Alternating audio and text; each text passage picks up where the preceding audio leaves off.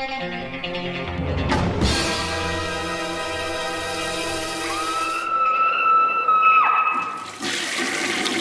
guys, what's up? It is week 142. I have some reviews obviously for you. So, you know what? I'm going to start this off with just talking about last week. The process how I do these videos is I usually shoot them in a week in advance. I shoot them in a week in advance. I get them to the Patreon supporters, and then they go up Wednesday. So they're pretty much not necessarily a week in advance. They're shot usually Saturday morning, and then they are probably uploaded to the patrons Sunday and edited Saturday, and it's a shot on Sunday they're put up, and then they go live usually Wednesday. So basically what happened last week is I when I do the reviews, you can skip ahead if you want to hear the reviews.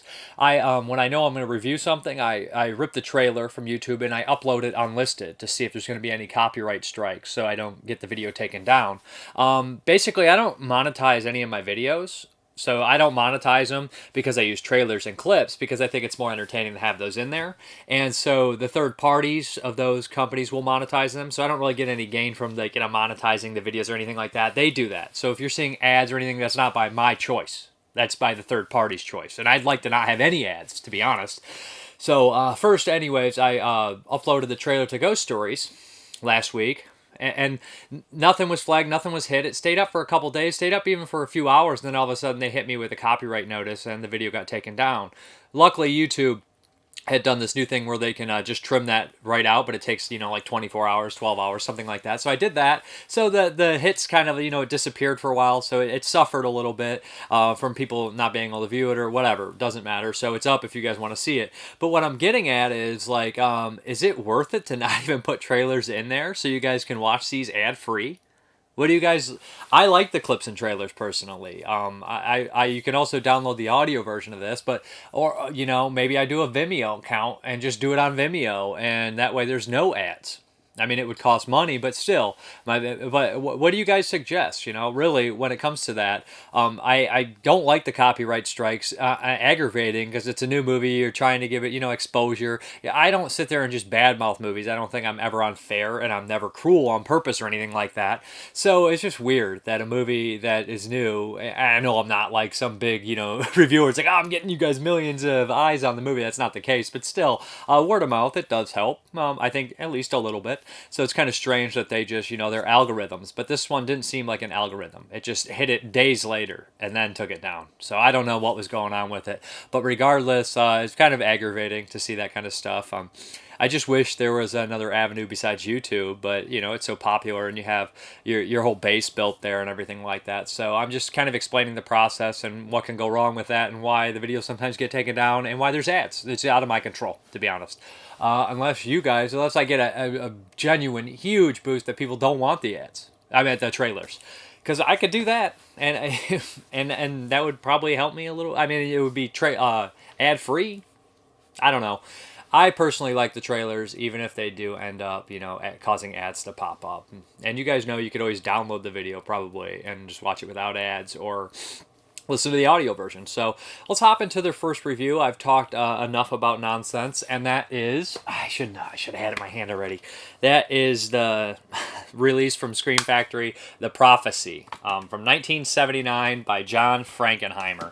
I think it's really crazy that John Frankenheimer directed this movie. He had done a lot of movies, The French Connection to The Train, Ronin. So he's a fairly big director, kind of a director, maybe a gun for hire at times. He did come in and try to fix the 1990s version of Island of Dr. Moreau, sorry. So, yeah, okay, let me start this one. The Prophecy. This is 1979. It is an environmental horror movie. It definitely feels like there is a message in there that you should take care of the environment, and that message has never stopped, and it continues to go to this day. There's a lot of people that fight for the environment.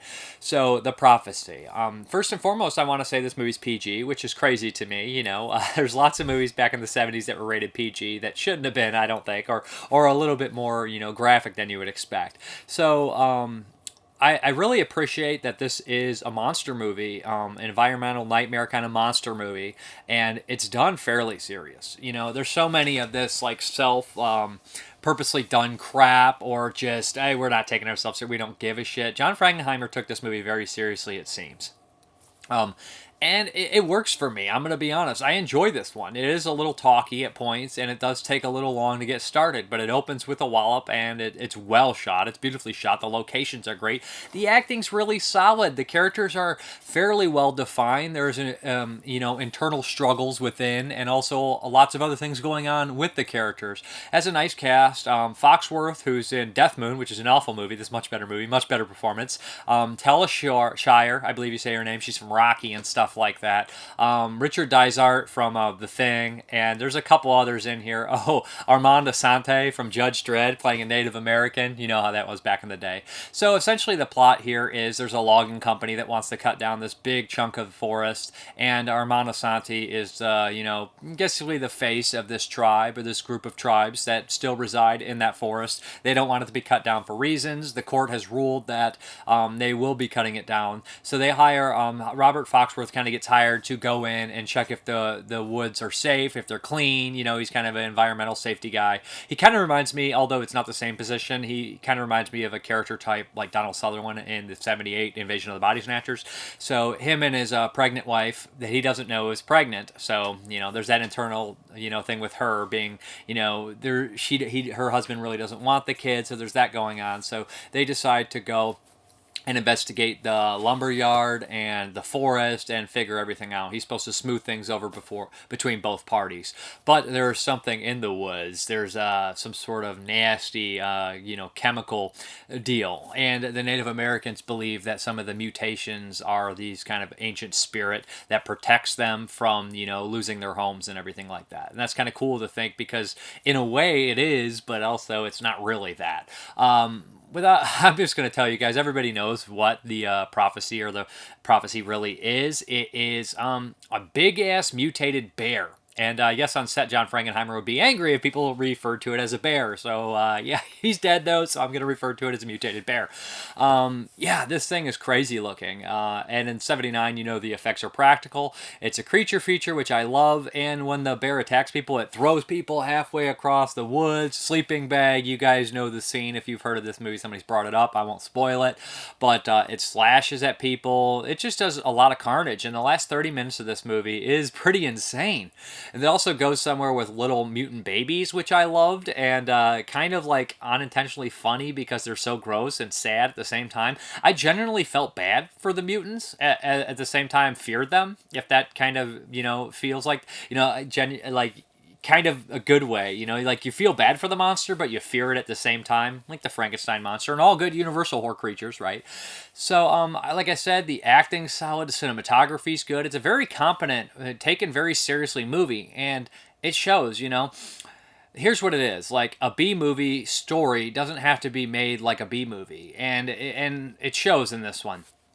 And although the movie has some goofy things in there, it will come across to some people silly, but I think they'll have a lot of love for it. One was something that is like, hey, doesn't this suck? People are like, yeah, it does suck, and I don't want to watch it. If you don't approach these things serious enough, it just becomes torture to watch. And The Prophecy is not that. I really enjoyed it. I thought it was pretty great, to be honest. The transfer looks good, and nothing to complain about the disc. There's some interviews on here which I liked. One with the writer, who doesn't seem to be very happy with John Frankenheimer's interpretation of his story or the script or whatever it came from. He doesn't think he got it.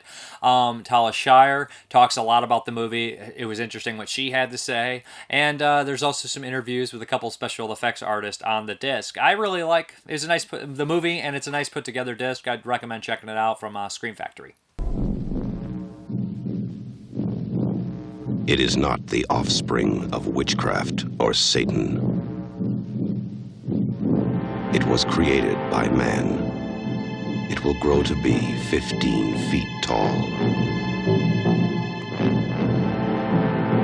It will have huge eyes, webbed hands, hooked claws.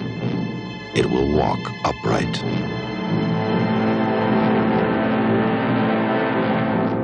And it will mindlessly, mercilessly kill, every living thing it meets. Prophecy.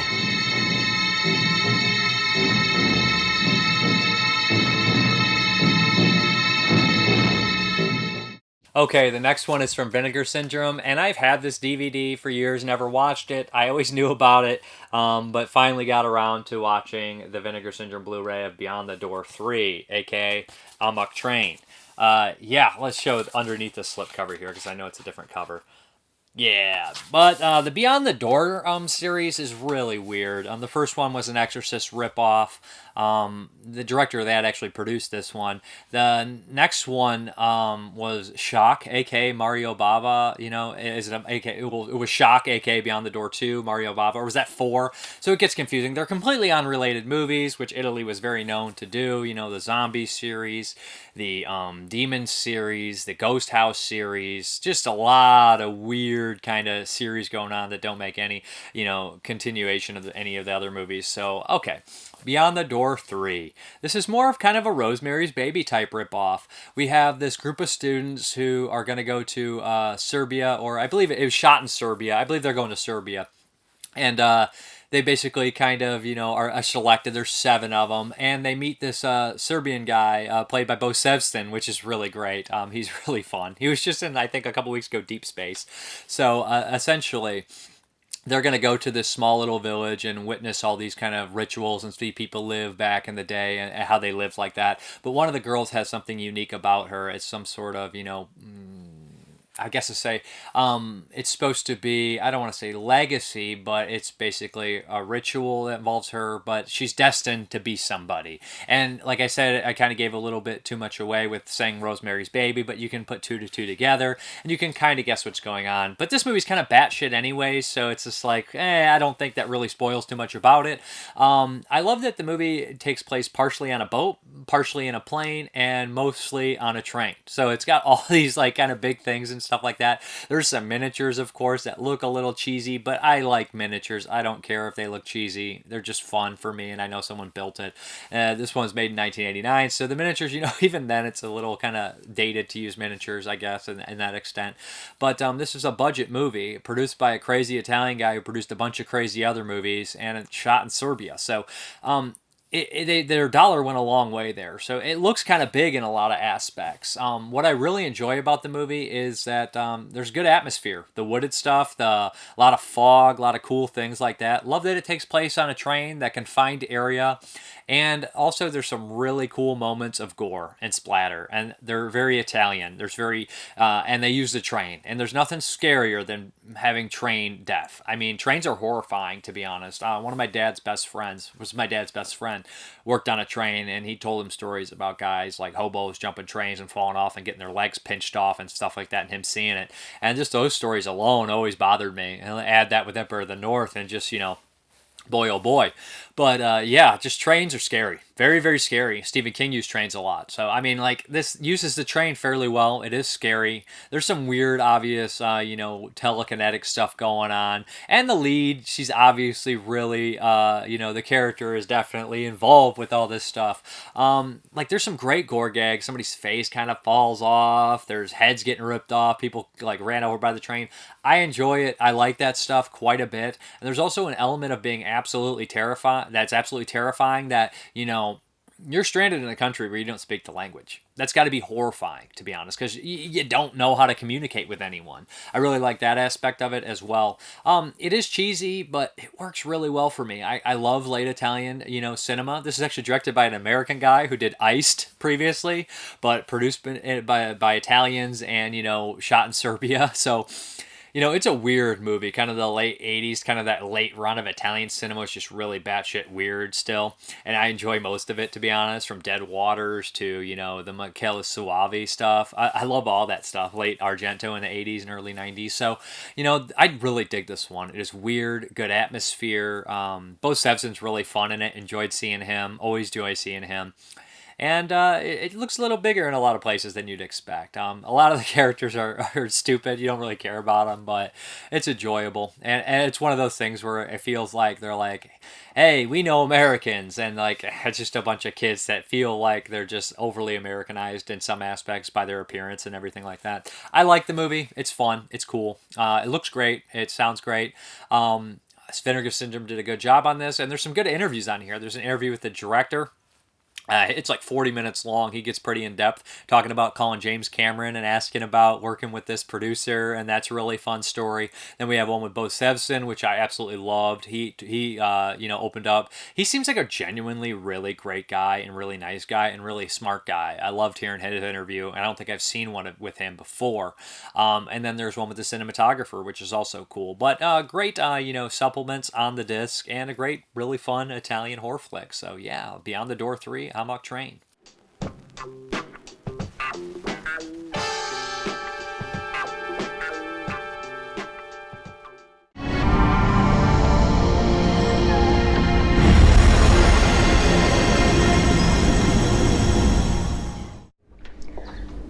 You guys, do you realize how lucky you are?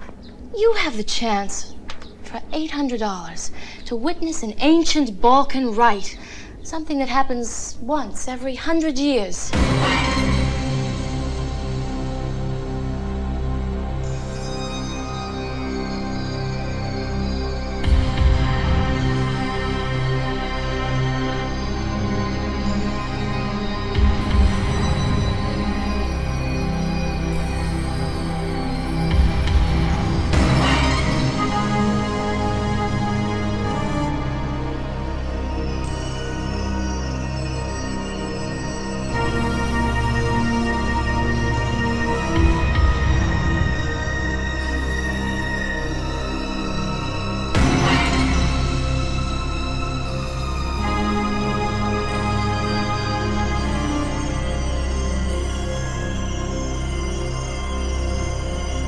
And will I see you again? Afterwards? Afterwards, you are his.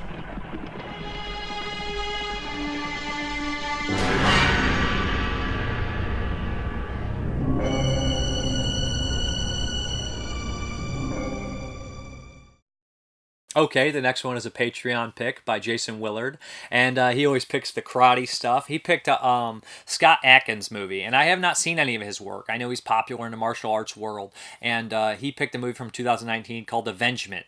And the title, I'm like, what is this? I don't really know what's going on with that title. It's a kind of cheesy, got a cheesy cover, so I didn't really know what to expect. I put this in, and I immediately fell in love with it. I had so much fun with this movie. I can be a very impatient person. I have ADHD, so that's why I'm so like fast talking and always like on to the next. So I do check times on movies when I shouldn't. Like how long? Even if I'm enjoying it or like it, I'll check the time. Didn't check the time once on this. I was super excited during the whole thing.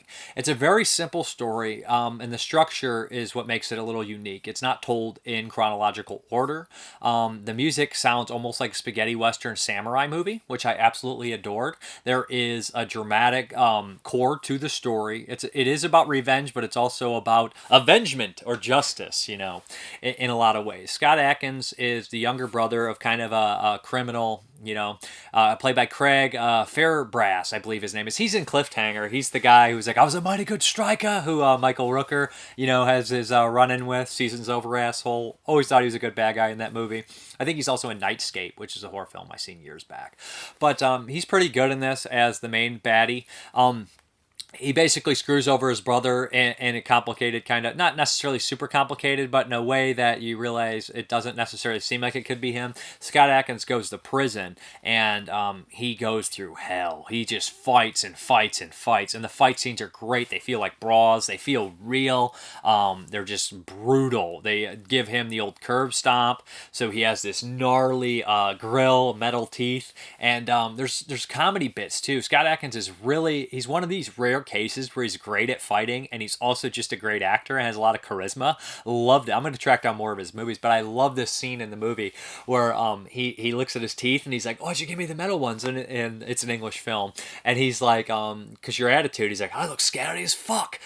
It just cracked me up. But anyways, he goes after these people, and the whole like opening of this, he's got all these people trapped in a bar that are involved, and he's telling the story, and it's flashing back, and more things come to light. So this movie builds up to a great big fight scene at the end, which I absolutely loved. The bad guys are all recognizable, although they don't all have giant bits of dialogue. They look unique enough, and for some reason they stand out and they seem different. Like I've seen so many movies where the bad guys all seem the same. These guys don't.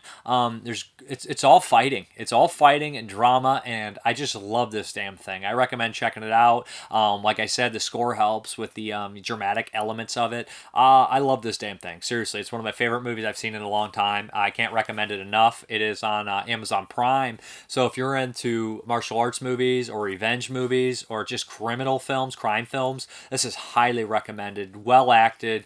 Some great fights in here. Love it. Wish I would have seen more of his movies. I'm definitely going to track him down.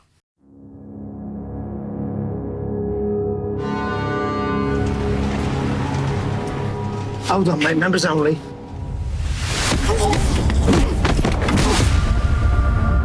If you want me to break one of my rules and lend you money, then you're going to have to do something for me. You follow her home. You take the bag off of her, and you bring it back here.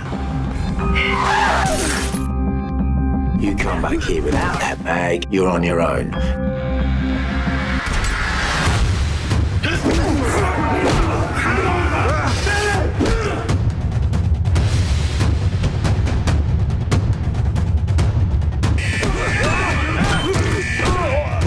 Guilty as charged. Your sentence is extended by 1 year. We hereby find you guilty 2 years. So that was worth it, mate. 20 grand. From where? I think your brother's bankrolling it. My brother did this. Come on in. Don't be shy.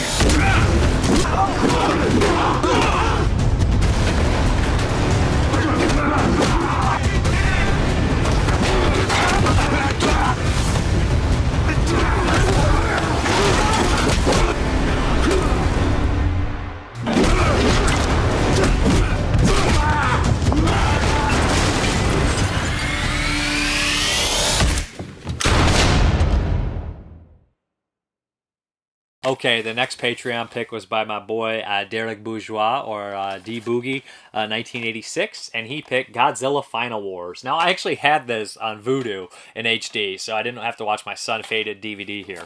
And believe it or not, I'm not the hugest Godzilla fan. Not that I dislike him, it's just I never got, super into Godzilla. So I haven't seen as many as I should have. But I did see this one. My friend put this one in, and I always had kind of a fondness for it. It is a fairly long Godzilla movie, and you know how a lot of people complain about Godzilla movies? It's like there's just talking, and then Godzilla comes out, and then talking, and it's boring between the scenes.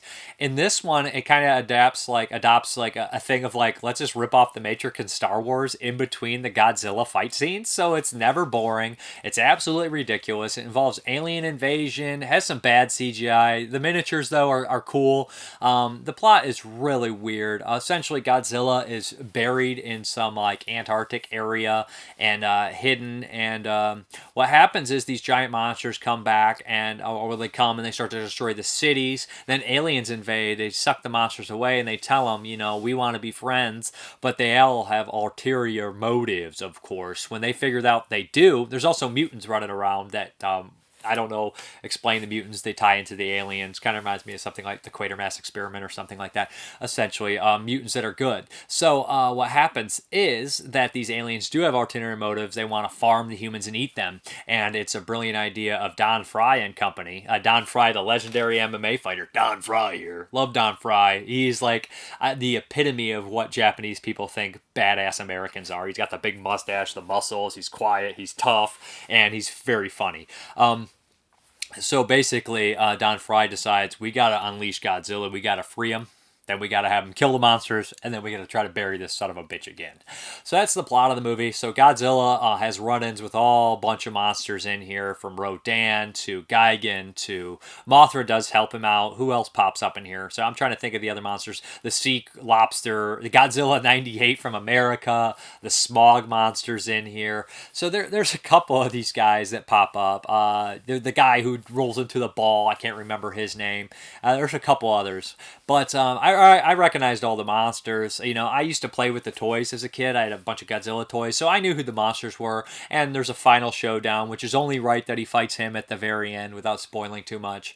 Entertaining movie, like it. Love seeing Don Fry. A lot of action, a lot of cheesiness. There's cameos by Ray Sefo and Gary Goodridge for you guys out there that like kickboxing and MMA. So yeah, it's a cool movie. I like it. It's enjoyable. Is it the best Godzilla movie ever? I highly doubt it. Although I haven't seen that many, I don't think it's gonna be. And it's not a fan favorite, but I like it. You know, it's enjoyable for me. So that is Godzilla Final Wars with Don Fry. This final mission will decide the fate of the human race. This is Operation Final War.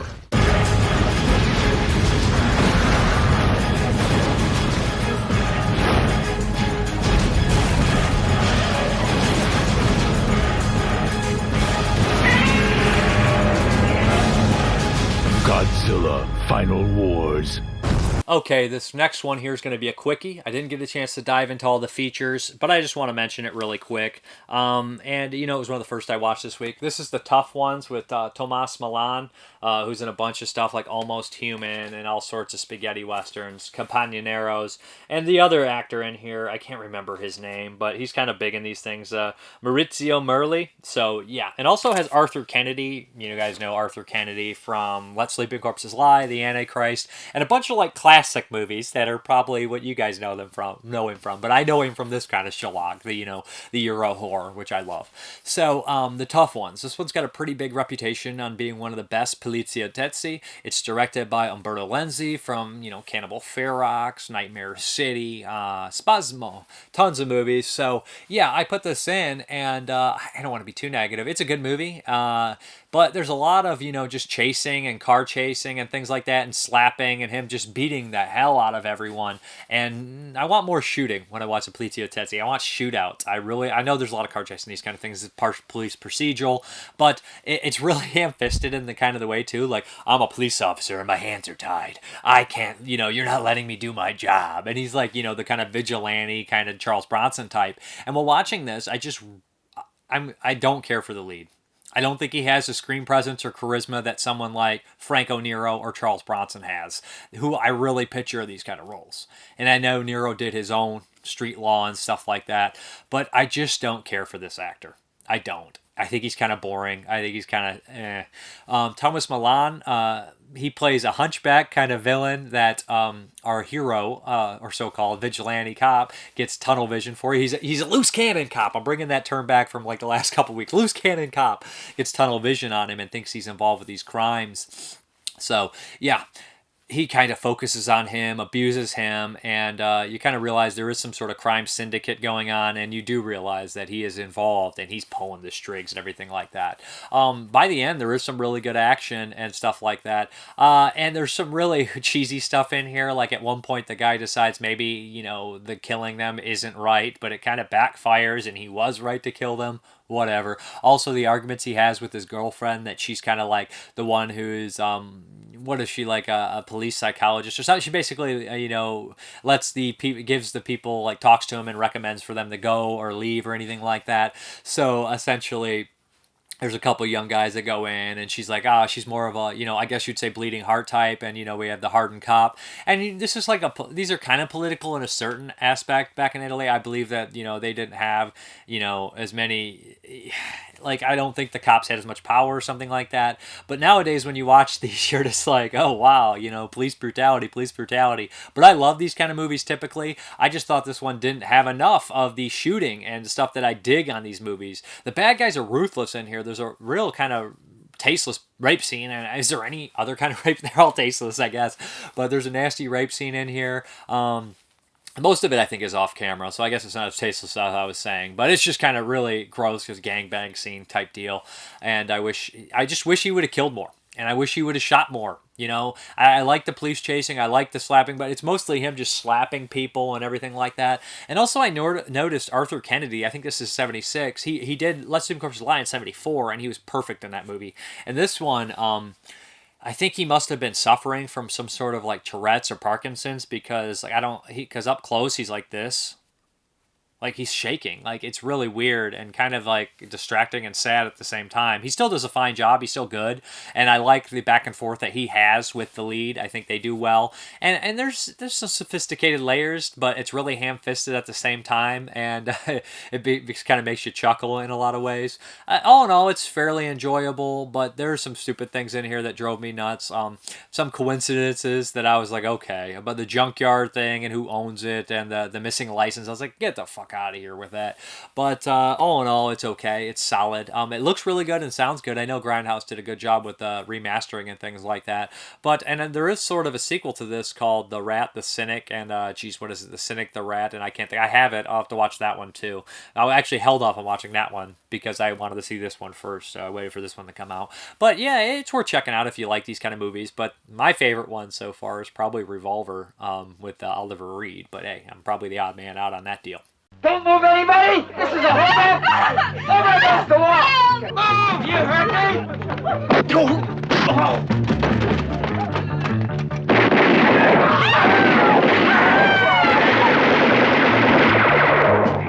Special squads are in position, sir. Marksmen on all the rooftops. Developments? No, nothing new, sir. They're sticking to their ultimatum. So eat it. Go on, you're kidding, huh? Not in the least. Now go on, eat it. So I'll eat it. What? Get her to shut her mouth or I'll shut it for her. Shut up, I said!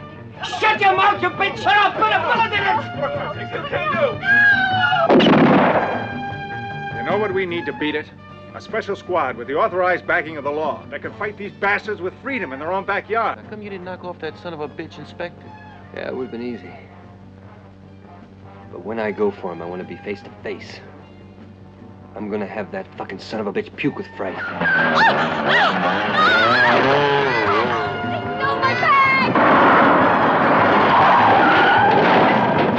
Yes, and they're often valid, my dear. My God, Leo, you're so fanatical, you're blind to everything else. You're not helping very much, are you? Go ahead, Polyana. Look, Inspector, you give me a decent break and I'll make you a deal. I'll tell you all I know about Farrinder. Let's hear it. I know where Farrinder is. He's...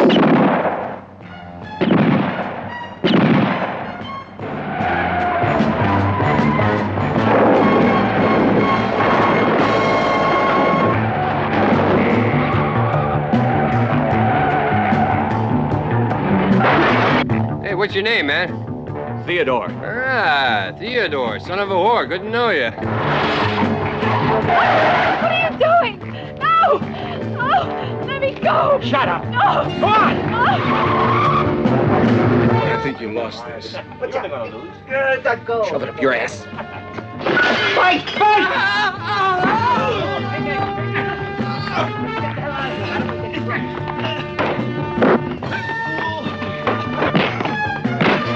Filthy sons of bitches! Make it 2.5 and you can touch my hump, huh? Okay? Come on, touch it. It's good luck, really, man. Thanks, anyhow. But I don't believe in those superstitions. Hmm? Refusing to touch it brings bad luck.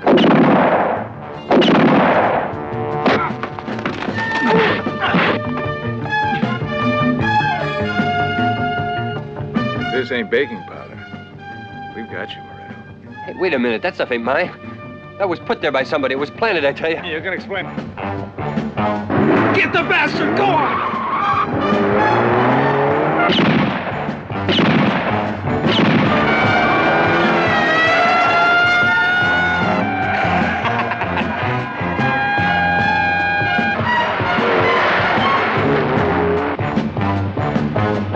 Go on, get this thing moving.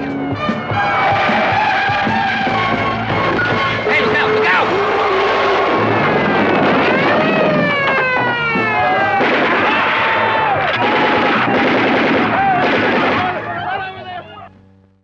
Okay, we have a couple quickies here from Shudder.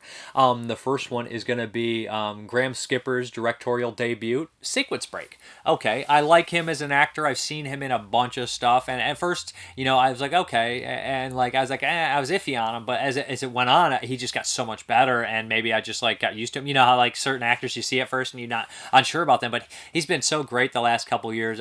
He's always been a highlight in the movies, from Bliss to even Domination. He's just really, really fun, and I like him. So Sequence Break, he directed this one, and it has Chase Williams is his name. He's in a bunch of stuff. I know he's in John Dies at the End, and he works in kind of like remastering or bringing up kind of like old school games, the big arcade games, and fixing those up and getting them to work. He's kind of a genius at that kind of stuff. And he starts a relationship with a girl, but there's something going on within the coding of one of the games that is really weird and off, and it kind of possesses you and puts you in some sort of weird world where it kind of like David Cronenberg Tetsuo's you and mixes you in these kind of weird dream sequences where you're kind of being sucked into the game and wrapped in all this weird stuff. And that's where some of the cool lighting comes in, and trippy stuff and surreal stuff. But there is some sort of crazed bum going around, and without spoiling too much, it kind of adds this element of changing the world through coding, and almost like it gets really trippy in a lot of ways. And I enjoyed that. I thought it was really cool. Again, it has a love story at the core, and throughout the movie I was pulling for the people to survive. I didn't want to see anyone get killed in here, and that's a plus. Chase Williams is pretty good in this movie. He's also in Arctic. I just remembered that. He's a solid actor, and I think he's got a nice little career ahead of him in indie horror movies for sure. And I bought the love story. It does come a little fast, but I think that two of the characters are a little neurotic, so it works. And there's some really cool effects at the end, especially something melting. And I like that it's one of those horror movies where I've seen like Existence and Videodrome mixing that kind of media, but have I seen it done with video games on a budget? I guess I hadn't, and this is kind of that, and it's pretty cool. So I would recommend checking out Sequence Break. It's on Shudder. It's fun. It's cool.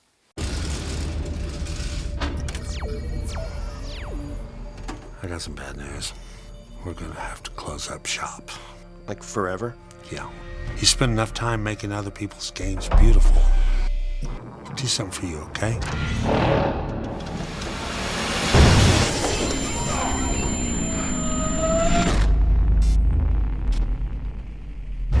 Hey, man. Look, you can't be in here. Don't just look into the void.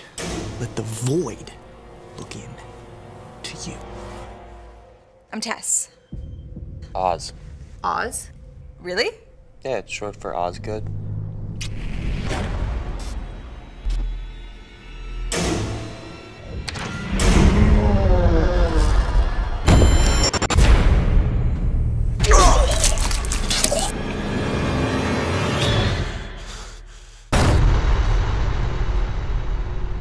You have a higher purpose.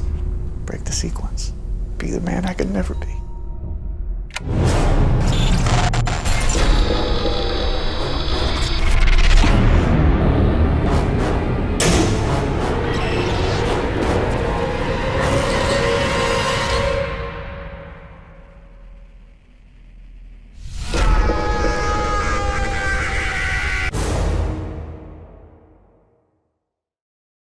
Okay, the next one is also going to be a quickie from Shudder, and this is Monster Party.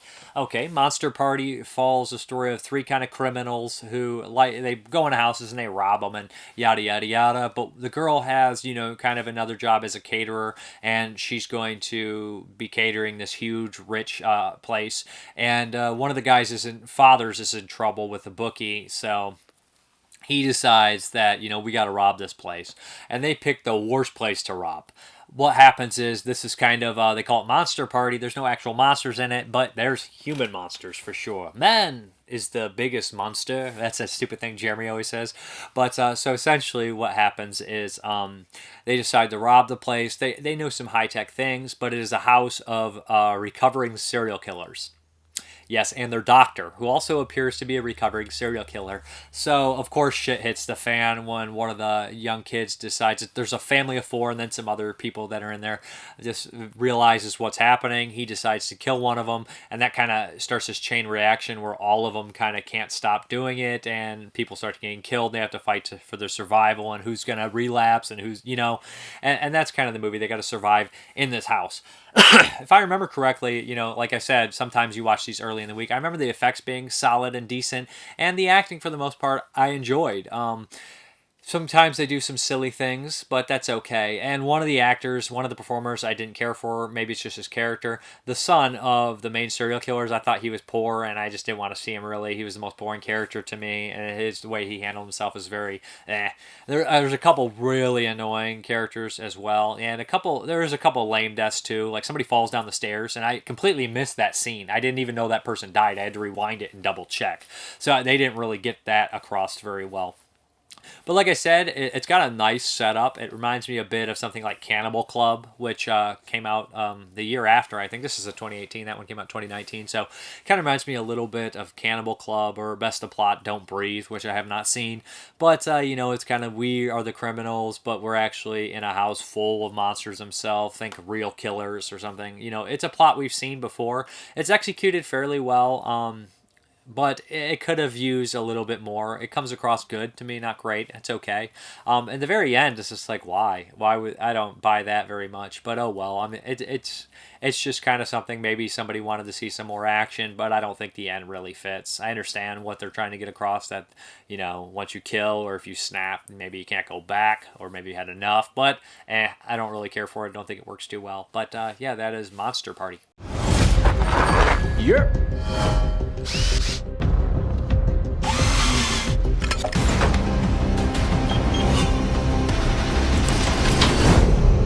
We should definitely have something big tomorrow. Working that dinner party thing tomorrow night, I told you this. They got a safe in the master bedroom. Yuppie scums won't know where them. My name is Roxanne Dawson, and like all of you, I'm an addict. Hello, Roxanne. It's been a long and arduous battle for me. With monsters, inside and out. But here I am, a functioning member of society.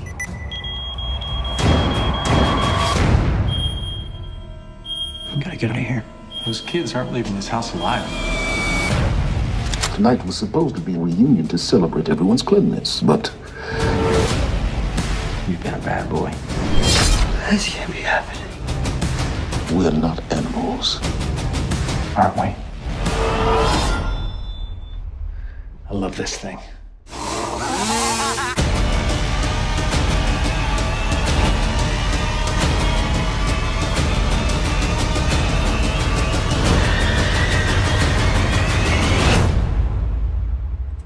I'm ready to make the Dawsons great again. Okay, we got one of the 2020 releases. This technically counts, and this is Get Gone. Get Gone, God damn it! This is from Cleopatra Entertainment, so it's going to be probably a budget kind of affair. This one stars Lynn Shade, who's great, and Robert Miano, who's also great from stuff like China Girl and Parasites, which I think the name changed on that one. He's also in the awful movie Open House, which struck me as funny because he plays a homeless guy, and there's a homeless guy element to Open House, and then he plays a homeless guy in Parasites, so it's just like, that's weird. I don't know why, but it just brought to my attention. What we have here is kind of a outback family, backwoods family, sorry, outback, and they're not Australian, that's still the next review, but backwoods family kind of living on this land they're not supposed to. Again, we have this lumber company. It's the same thing with Prophecy, right? This lumber company wants their land because they bought it, but they won't move off it. They're kind of squatters, yada yada. They're Lynn Shade's the mom, Robert Miano's the dad, and then they have 2 kids who have some sort of weird skin condition where they're kind of albinos and they're really weird, and they're essentially monster serial killers. They're acting, for the most part, they're actually, I think, Nicolas Cage's kids, at least the big one is, and I don't really think his performance is very good. Robert Miano and Lynn Shade do a very good job. I actually enjoyed seeing them. I thought they made a nice, crazy couple. And basically what happens is there's a group of filmmakers that are going out there to kind of document something and internet show, whatever. They were like, we want to get a spot at some of them kids. All these characters are fairly annoying and fairly lame and just whatever. Get rid of them. They suck. Their guide is actually very funny. He plays a good character. He's probably one of the better characters in the movie as well. And there's a guy who basically is, I think he's like a nature officer or whatever. What's the term I'm looking for? A forest ranger maybe. And he gets involved. So it's basically all of them versus these kind of crazy hillbillies. Zero gore. All the kills are almost off-screen or strangulations. Very poor kills. Very poor special effects. The makeup on the two kids, you can they didn't really. You can see only old patches on their face, not really under their eyes. A lot of the stuff shot outside. A lot of the characters seem to run back and forth in front of the kill. It's not very well done in a lot of aspects, and kind of poorly done, to be honest, in a lot of others. I will say that the guide is funny. His dialogue is good. His performance is solid. Robert Mianos is solid. Lin Shaye is good as well. And those three really are pretty much the standouts of the movie. The Forest Ranger's okay, although he seems very nice at times, and then he'll just drop these one-liners come on then, motherfucker, and you're like, I don't buy that. He didn't seem like he'd say that on his changeover from being trying to settle the situation to get angry is not that believable. I don't remember any of the characters' kids really. They're all really bad and bland. And one's that kind of guy who's like, I can't wait to film some crazy retards. And you're just like, dude, this guy's so stupid. At my age, I just can't imagine not punching that guy in the face after being around him for 5 minutes. But I also can't imagine myself going out in the middle of the woods and trying to film people that, have a physical disorder. Who does that? Come on, what the fuck? But, yeah. It's just, it's not particularly great, to be honest. I don't want to be too negative on it. It's very low budget. But what's funny is I think I enjoyed it more than the next movie. And the next movie is done more professionally than this movie. This movie's made on a budget, so you can kind of expect some of these things. But it really could have used some special effects. There's no special effects. There's just not there. But I guess I'm the same guy that says I'd rather see no special effects than really bad CGI special effects, and maybe that's what they were dealing with. But, I'd probably pass on this one. But if it sounds like it's up your alley, it's not the worst thing ever. Don't let people make you think it's the worst movie ever. But it's not particularly good at all. So I'm sorry to be too negative. But if you're a big Robert Miano fan or Lin Shaye fan, check it out. They do good in it. They play crazy well, and I enjoyed them in it.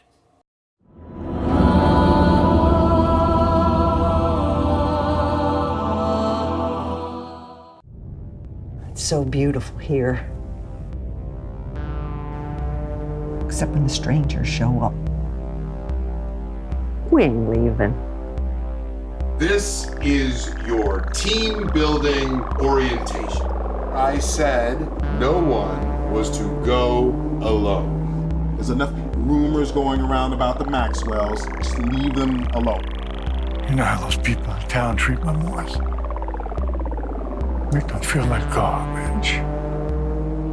Like monsters. Time to get your ass out of our woods, you damn freak. Our home. Leave us alone. If you create a beast, you best learn how to ride it. I sure don't understand why they want to harass my family, but they do. Mean people. Mean, and I mean mean. You know what I mean when I say mean. But they just keep on coming. They just keep on. They keep on. They just keep on coming.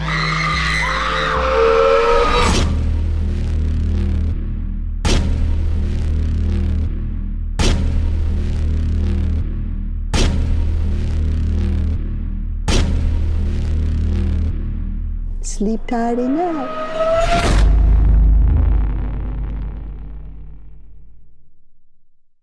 Okay, the next one is a Shudder exclusive, a 2020 movie from Australia, y'all. And this is, I don't know why I said y'all after Australia. I should have said it in the last review. Damn it.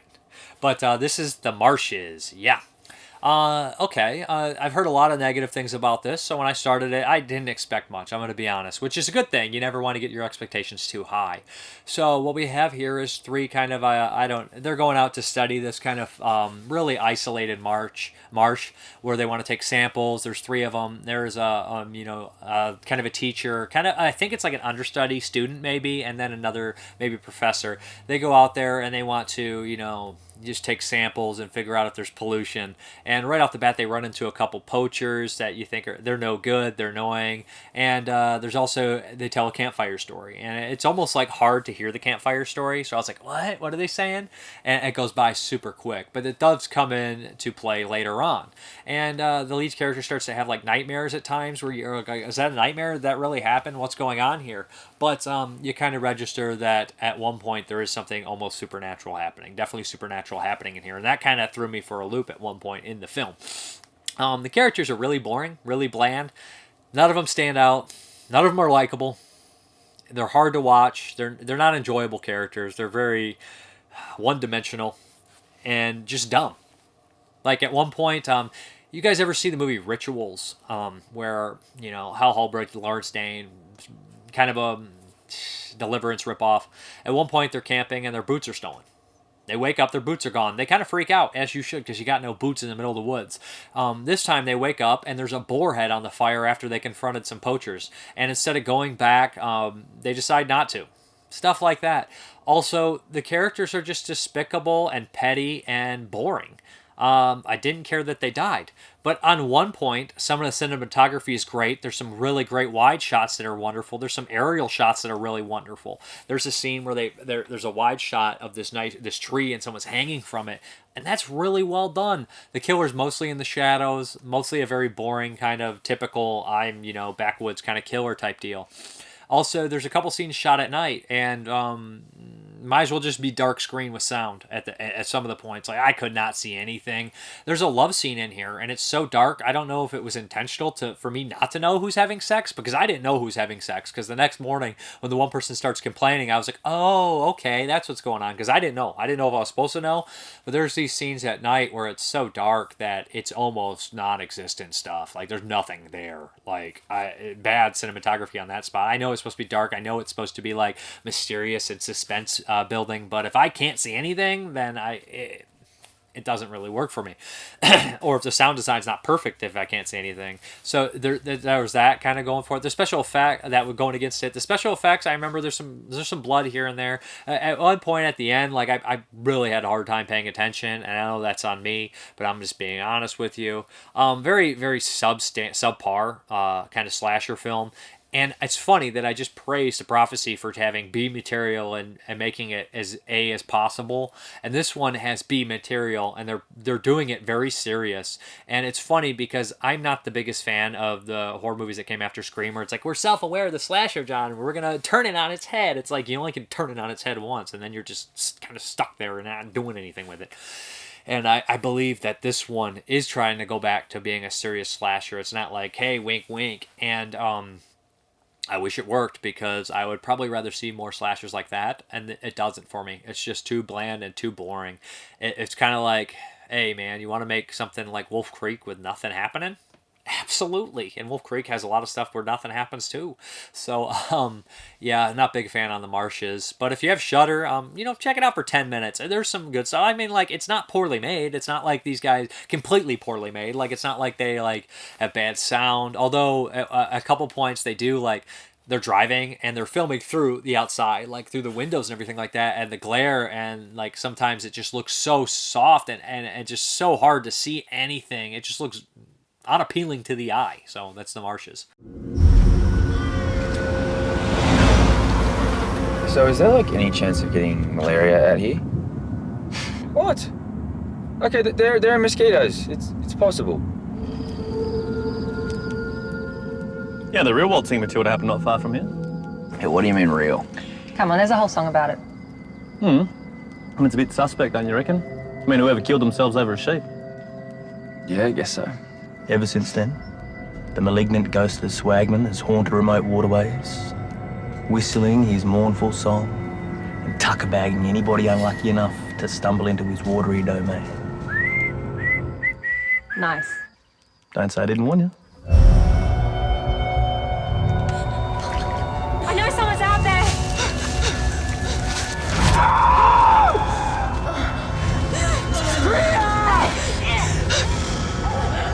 It's just a story, right? Right? No, please, please, no!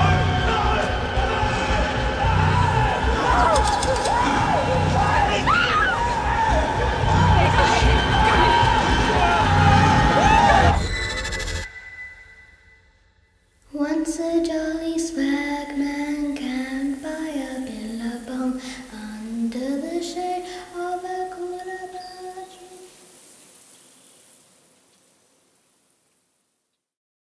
Okay, another 2021 is by Lucky McKee, director of May and The Woman, and it is Kindred Spirits. And, you know, this is kind of more of a thriller than a horror film, but I'm going to count it for 2020 because it does have some horror aspects to it.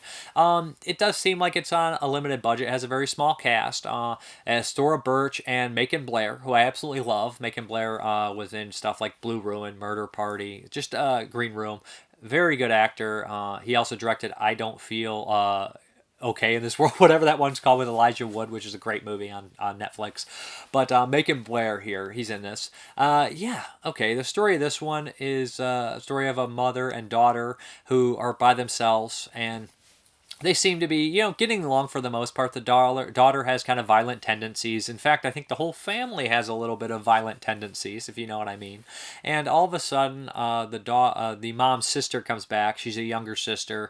It seems by a substantial amount. And you learn that, you know, this sister was kind of taken care of by her older, you know, sister, and it was almost like a mother, you know, daughter relationship. She comes into the family and she seems off right away to the audience. And it's one of these movies where she does all these things that are really twisted and really messed up, but only like everybody knows a little bit about it in the story, but we know everything. So it drives us crazy because we think everyone's dumb, but they're really not because they don't have all the facts, but you want them to find the facts. So you get really aggravated, like, come on, find out, you know, because she's crazy. So the sister ends up having some sort of mental disorder, big time. She's, you know, 90s thriller crazy, if I'll say that. And she wants the mother, you know, the mother to be like her mother again. And because she has some messed up, you know, reality and everything like that. So she starts to kind of eliminate anybody, or try to eliminate anybody that could get in the way of her and her sister. So that's essentially what's going on here. There's a flashback in here that kind of, you know, comes to play later on at the end. There's one really gross, nasty murder in here that has great special effects, and one that has poor special effects. So it's not like a huge body count movie or anything like that. I think the performances are pretty good for the most part, but these kind of movies always grate on my nerves because you want it to go, you just want the characters to find out ASAP what's going on, but it's not the movie's fault for that. You know, that's actually probably what you would call suspense, or so sometimes maybe I'm a little too impatient for suspense, but they do that all right, where I was actually getting annoyed and intrigued what was going to happen next. And the movie could have lost me big time if they did something, because that would have, you know, portrayed a lot of characters as really dumb and naive, but they don't do that at the end, and I was so happy for it. And I know a lot of people will be like, well, they should have went with that ending. It's like, no, because when the cops bring up a bunch of stuff, you realize that makes more sense, really. So I enjoyed it for the most part. I think it's all right, you know, like I'm right in the, I'm above average, just slightly on it. I do think that I wish it would have actually got bigger and went a little bit more darker and had more things happen. But it's a good movie. It's a solid film. There's a lot of family drama here and there, and you kind of get aggravated at a lot of the different characters at different points in the movie. But there's a couple callbacks that work okay. Oh, no, I think it's a solid movie. I don't love it, but I like it. And it's on, I rented it on Amazon Prime. So if you're interested, that is Kindred Spirits. Cool name, too. Yeah. Hey. Hey. I don't want anyone to see us. Nicole, did you use protection? I don't want to see you make the same mistakes that I did. You can't wait until after dinner to remind me I was a mistake? I think my mom's straight up ignoring me now. I wish my mom would ignore me. She just pushes me away. I think you could be talking about us. You push me away. Good night, Alex. Aunt Sadie! Hi! Is everything okay? You showed up out of the blue. I just thought that I should come home and start over, because I've like failed at everything I've tried to do. I sort of have a boyfriend now. What's his name? Derek. How do I look? You look amazing. Why is she trying to look like you? She's always been a little immature. There's a party tonight. Can we go under one condition? We go in costume. Are you a senior? Yeah. Half the party thought that you were our age. Don't you think that's weird? Nicole. Hey. I thought you were Nicole. He won't tell anyone, right? Derek? Shh. I was thinking about getting my GED. That's great. Do you think maybe you could help me sometime? Yeah. It'll be like homeschool. What's our deal? She said she wanted to start over. Your mom's the strongest person I know. She's basically all I had. Kill her. Why are you trying to ruin my life? I can't remember the last time it was just you and me. So what are your intentions with Chloe? I think I'm in love with her. She needs me. And I need her.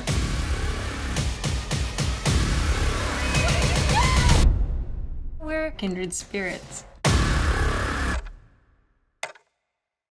Hey guys, what's up? We went and seen a brand new movie from 2020, The Underwaters. Damn Underwaters. It's not Hammer Time.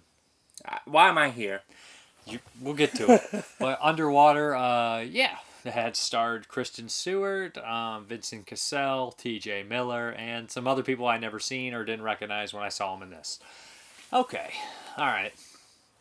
It's been a long time since I've seen one of these movies, and I don't think I've seen a movie like this with this big of a budget in years. Underwater kind of, horror flick, which is kind of a rarity nowadays. Definitely a rarity. So Yeah. I wanted to make sure I went and supported this one. It's actually PG-13, but don't let that kind of shy away from seeing it, because the only real thing that it's affected is the language, because in this kind of situation, there'd be a lot more language, like any movie. People are like, they'd be dropping the F word every 3.5 seconds, because it's a terrifying situation.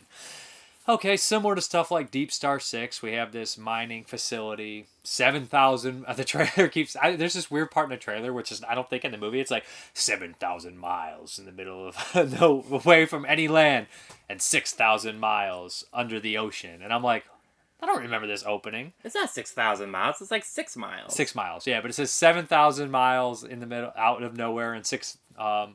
6 miles. 6 miles. I'm like 6,000. That'd be like Earth's core and shit. But, okay. So they were doing a mining facility, and right in the beginning, this movie takes absolutely zero time to get started. Kristen Stewart's like brushing her teeth. She sees some water drip. They're underwater, of course, and she tries to get to like a some sort of like rescue area where it's like sealed off. Mm-hmm, like a chamber room. Her and somebody else makes it there, but that's probably the scariest scene and probably the best done scene in the whole movie, if you ask me. Right in the beginning, it felt like a workplace like hazard, like that would really happen, and I was actually kind of terrified during that whole scene. The acting, for the most part, what'd you think? Well, essentially, let's get through the plot. So basically, they're isolated. They find some more survivors, and they want to... It's a huge facility, so they need to get to the ocean floor and end up walking in the darkness in these suits to a kind of a safe area, and hopefully there'll be some escape pods. That's their idea. Yeah. Yeah, it's really like, we survived this disaster, what few of us did, and we don't quite know what caused it, but there's an alternate route that we can take to get back up to the surface. And we kind of know after a little bit. The opening gives it away with weird newspaper clippings. Yeah. There's some mysterious thing in the ocean. And it's an ancient... I don't even want to spoil this, but I think it's pretty obvious what's in the water. There's definitely a creature element. And it's the old story. It's like we messed with the land and it gave us something in return. They crack the floor and they hit monsters. Right. And essentially that's what happens. But for the first 20-30 minutes, there's no monsters, just kind of survival. Yeah, a lot of it's kind of like weathering the elements, disaster movie. Yeah. Poseidon adventure style stuff. And that's all really well done. Kristen Stewart, how'd you think of her? She was fine. She was fine. Yeah, I didn't recognize her at first, and then I was like, "Oh, is that a Twilight girl?" I never saw Twilight, so I haven't seen her in anything. But I've seen like 20 minutes of Twilight. I know that her other half in that movie, Robert Pattinson, is excellent in pretty much his stuff. So I'm like, don't dog out an actor for doing something like that early in their career, because they'll go on to do great stuff eventually. Usually they do. So yeah, I thought she was fine. People were complaining this is an Alien ripoff, and guys, come on, everything's an Alien or a Night of the Living Dead. There's only so many horror movies, so get over it. Well, an Alien is a slasher in space. I mean, what do like you want? Halloween. Yeah. Alien technically is a Halloween in 2001 ripoff, okay? Whatever, get the fuck over it. There's only 6 movies they can make anyways. Right. I thought the characters were a little bland. They do try to make a dramatic core with them, but I never really felt attached to very many of them. Like, if I was, I think the movie would have hit very much like more like with me than it did. Yeah, it doesn't give you a lot of time with the characters. It does. I think. It gives you all time with characters, and it sets up all their past and everything like that. And there's like the sacrificial element with them, but it never does any. It doesn't connect. You see, I don't know if this was the theater we were in. I had a hard time understanding the movie. There's a lot of sound elements. I think the theater was poor. Yeah. Which is weird because I went to Levis Commons the week prior, not to Fallen Timbers. But I mean, it was like there was a lot, like when you're watching the movie and listening to the movie, there's a lot of things competing for your attention. There's the character dialogue, there's the music, there's a lot of sound elements like the earth shaking, people speaking over the radio, and it was just like all this is going on so much, and I'm trying to focus on what the characters are saying, and like everything just kind of came across really kind of muffled, and so like it took a while for me to like get used to the noise of the movie. Yeah. For me to understand what they were saying. I couldn't really understand the dialogue either because they're in mask. There's like sound effects and blasts going on, and I don't know if it's intentional, but also they talk a lot and it's all backstory and like stuff where you're supposed to understand the characters, but I couldn't hear anything. Like it was like dog. You're like, what? I don't. Yeah, because they're in their scuba gear, which the scuba gear looked really cool. All their dialogue is like, and I'm like, But then there's sounds everywhere too. Yeah, and like I deal with enough of this at work. I don't want to fucking like put energy into listening to this movie, but I also thought that some of the performances were less frantic than they should have been. I understand that these people are calm and collected, but even T.J. Miller's character, he's more like the comic relief. All right, guys, let's get this done, and we're gonna die anyways. And it's just like, nah. Was he autistic or something? Like, what was up with the bunny? He was weird. There was a bunny thing, and it just never really came...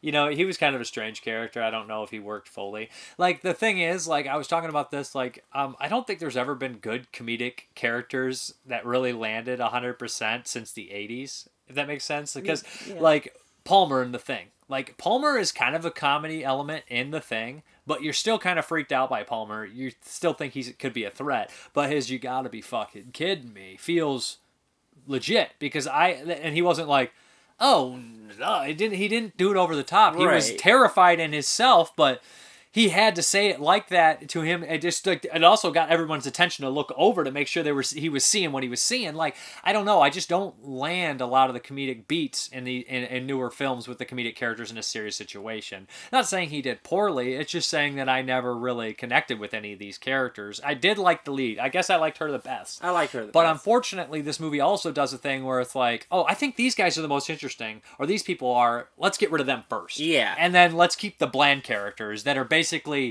only their only like kind of character traits are their relationship statuses with the other characters. So but I enjoy it. It was good, and I'm glad I saw it in theaters. The special effects were really good, especially there was CGI and people were like CGI, but it was really well done. And unlike the Marshes, when it was dark, I could still see a lot, and it was creepy, and it worked for that kind of movie. The CGI monsters look really cool. And the last act goes somewhere where I didn't expect it to go, and I was like, thank God, that just saved this freaking movie. Right. It really did. And I thought that was great. Also, I didn't care for the newspaper clippings at the end and beginning. I guarantee that was a studio note where they were like, oh, we need some closure. People need closure. They gotta have it. People can't think. Those didn't bother me so much. I mean, yeah. Just let it ride. We don't need 100% closure. Let it ride. Good movie, though. And check it out when it hits Blu-ray, DVD. I don't think you'll be able to see it in theaters now at this point because it's come out later. But I enjoyed it. I liked it. Good stuff. And I know people cancel. T.J. Miller, I guess, did something like domestic abuse years back. So it just came to light. So everybody's basically like cancel culture, won't go see it because he's in it. And it's just like, if we're not seeing movies because one bad person or one bad thing somebody did or something, I don't know the case. Maybe he is a piece of shit. But still, at this point, it's just like, dude, that's like not buying a product because, you know, I'm never eating chocolate again because Jeffrey Dahmer worked at a chocolate factory. You know what I'm saying? Like, you can't do that. You can't live your life like that. Did you work at a chocolate factory? Yeah. Oh. Dahmer did at one point. Ooh.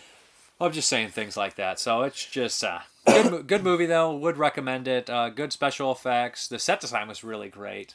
Yeah. And a horrible situation to be in. Mm-hmm. I mean, I don't know how I feel about it.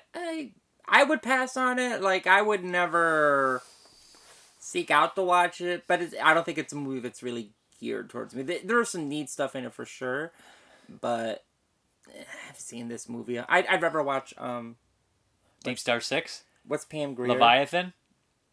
No, Pam Grier is a Ghost You're talking to Mars. about Ghost to Mars. I'd rather watch Ghost to Mars. There's a lot of movies like this. Deep Yeah. Star 6, Endless Descent, Leviathan, just, Descent, Alien. There's a lot of similarities. This is a genre in itself. It's not I wouldn't call it a ripoff. It's just, it's an timeless thing, Right. Scared of what's under the water, what's in space, what you don't know. Mhm. And I'm glad a monster movie like this got a significant budget. I wish it did well. I hope it does. I want more monster movies, and it was cool. I got to give, if you want more like this, maybe they'll have you one masterpiece or something. Maybe you'll get a Thing or something. But, the Thing flopped, so what the hell do audience know? In 20 years, maybe Underwater will be the new Thing. I highly doubt it, but it'll still be good. The new Thing? Or the new Thing? I don't know what the hell that means. Next review. It's a pun. Listen carefully. You are now 5,000 miles from land, and you're descending 7 miles to the bottom of the ocean. See you all in a month. Here we go.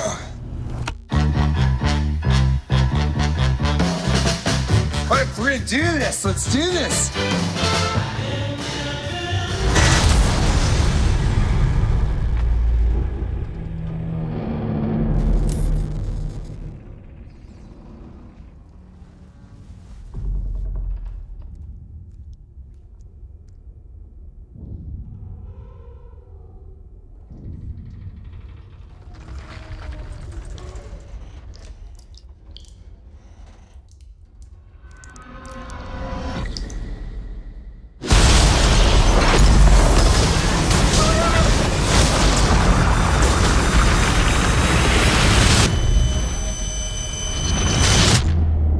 On a scale from 1 to 10, how bad's my rig?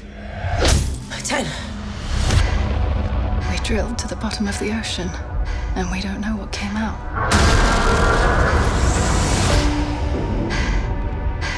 Gotta get to the station. How are we even get there? We walk. We're just gonna walk with insufficient oxygen across the bottom of the ocean.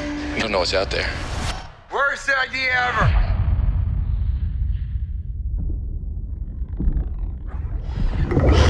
What was that? Turn your lights off.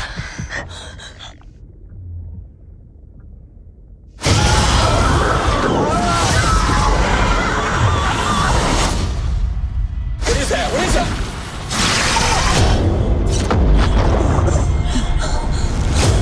What is happening? There's something following us.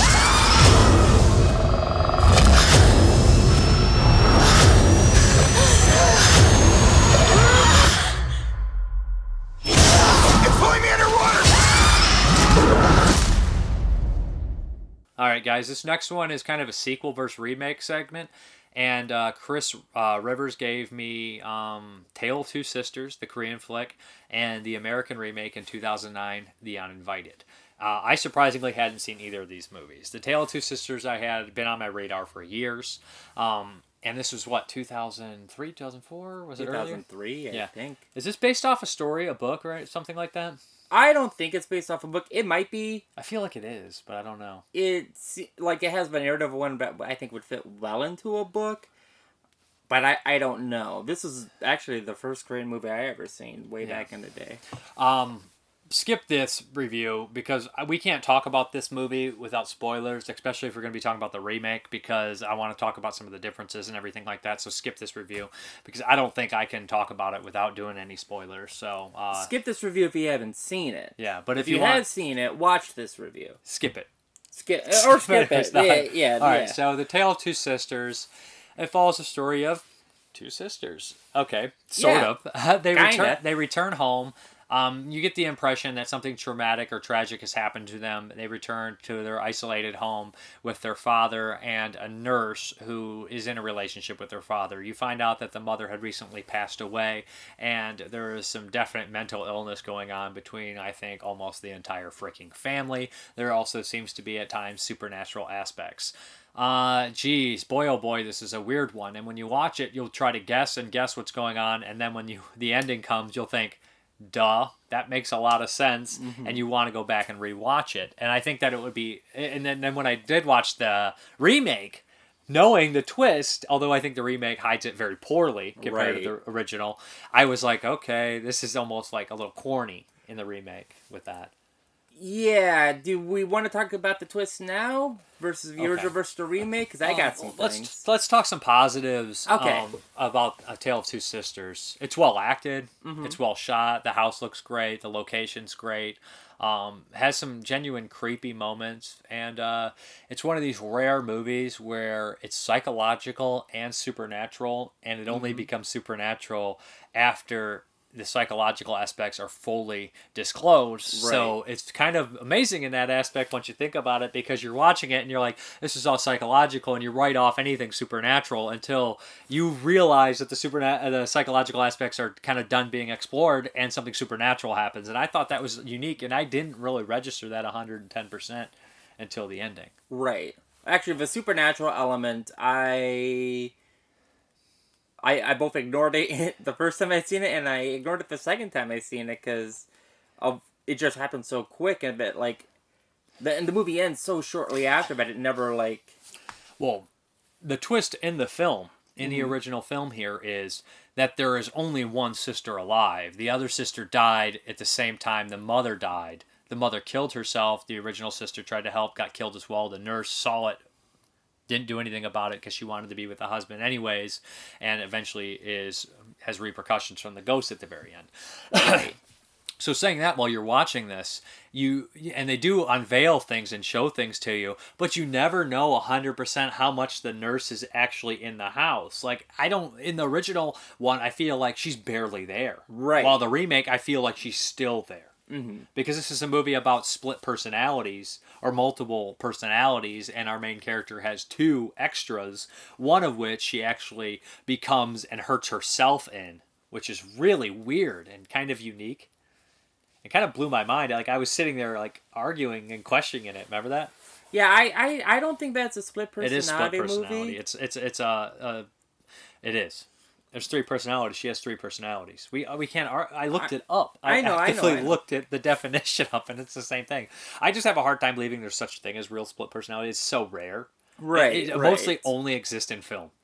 Like people like Andre Bianchi from the Hillside Stranglers, they were like, "That's bullshit. There's no way he had that. He made that up on the spot." Or Gacy said he had it, and they said that's bullshit. Or who was somebody else? David Berkowitz said a dog told him to do it. Now he was actually. That's more like a schizophrenia. Yeah, but I think because the daughter is remembering things that she did, but as somebody else. But she's remembering them as someone else. She's not acting. She was acting as them, but she remembers them as someone else. So she is a split personality, but she somehow has the memories of her getting beat. It's similar to High Tension. When you argue with High Tension, and people will always claim High Tension, unreliable narrator, and I'd like to rewatch that one because I remember the ending. I was like, I don't care how crazy you are, you can't be at two places at one time. But if she's remembering something in a different way, I can kind of understand that. Well, watching this movie helps me understand that a little bit more. But again, world's worst father.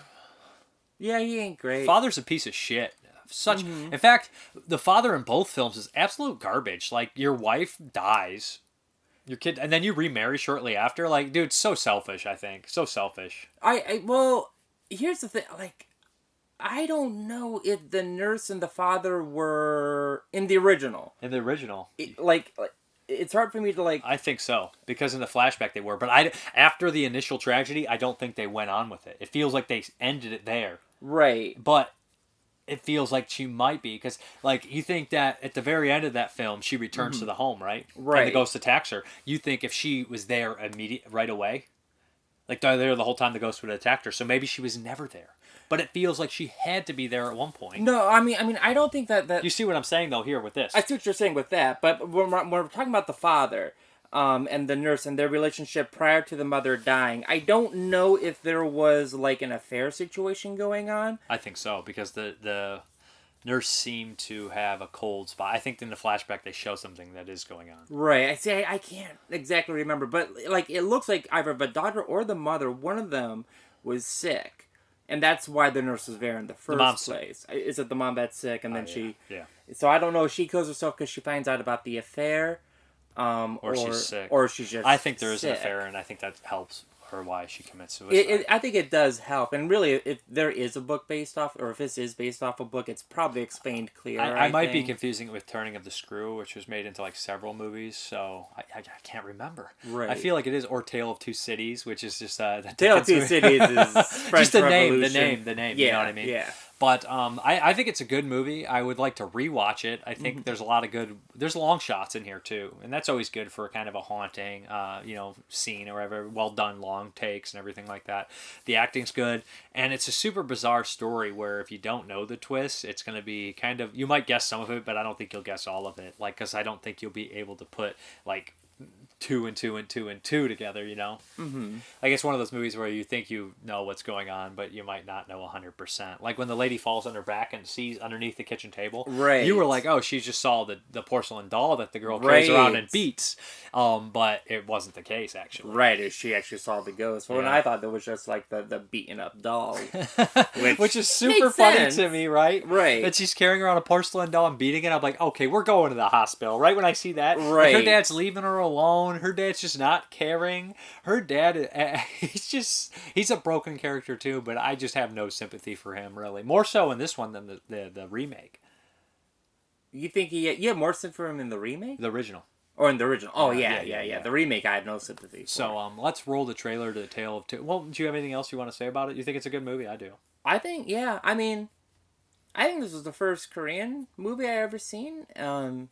And I seen this before I'd ever seen like Ring or Grudge or Those really are Japanese, any of though. the. Well, I mean, like any Japanese. of like the Asian in general horror. And I always liked it. I'd seen I think like 2 or 3 times when it came out. But like no one ever talked about it, so I'm like, well, maybe it's not that good. No. I don't know. I'm not an expert on it. It was kind of a big movie Yeah. at one point. I think it did very well in Korea. But let's roll the trailer to that, and then we'll talk a little bit about The Uninvited. Yeah.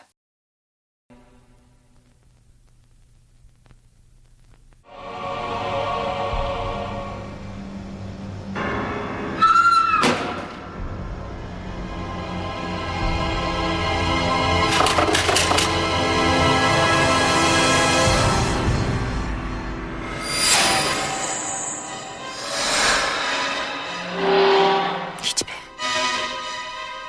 뭐가 있는 것 같아. 애들이 집에 내려오고 나서부터 이상해.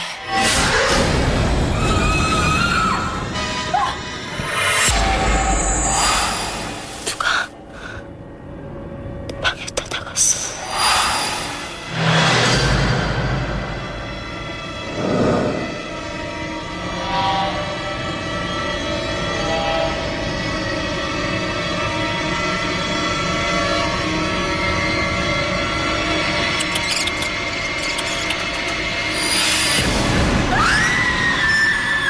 죽여버릴 거야.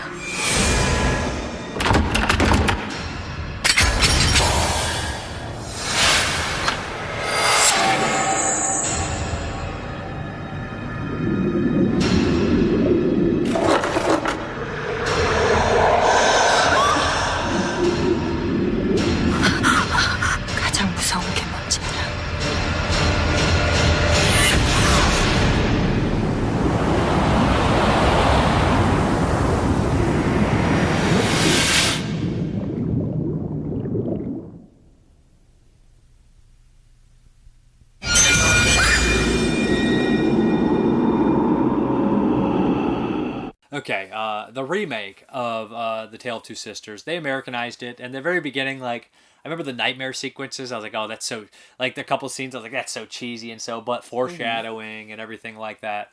The father's so much worse in this one. The nurse character is so much more prevalent and in the house for sure, and the split personality is there, but it only concerns the sister, I think, more so. And there is a split personality or a disconnect or like a split personality within her mind of how the nurse is. But she must be controlling the nurse's actions with herself as well. Like this one, I think, is less triple personality than Tale of Two Sisters is. Right. This one is like... At no point... And I think it's because I watched the original, so I know the twist ahead of time. Me too. But it's super obvious in this one. Right. Like, is the nurse evil, or is the nurse... Is the daughter just full-on just, like, projecting it? There is points here where I really did think the nurse was evil, and I thought they were only going to do the one twist. But they do end up doing a couple twists in here. And the one twist, I'm not sure if I loved it or not. Because I don't think that her subconscious behavior would manifest itself into a killer. Because she knows what she did subconsciously through her dreams. Right. And what happened with the mother and the sister, she subconsciously was responsible for it. So she basically manifests into a nurse character who actually does exist to carry out the crimes, blaming it on someone else. And I just have a hard time believing that the subconscious nature of someone would actually do that. I'm maybe there is cases like that, but can your subconscious actually create a split personality or your guilt? I mean, but to cover up your crimes, that's because she was doing that. Right. It's one of those things where it's like when I'm watching these kinds of movies, I don't put too much faith into the science or reality of it unless like the movie expects me to. And I don't think that this movie is asking you to know that much about, like, you know, like psychology or whatever it may be. I hate the father in this movie. He's a scum. He's a stupid fucker, and he's never around when he should be. And he actually was cheating on his wife. Yeah, and he actually was having the affair 110% and went on with it after it ended and didn't hide it from anyone.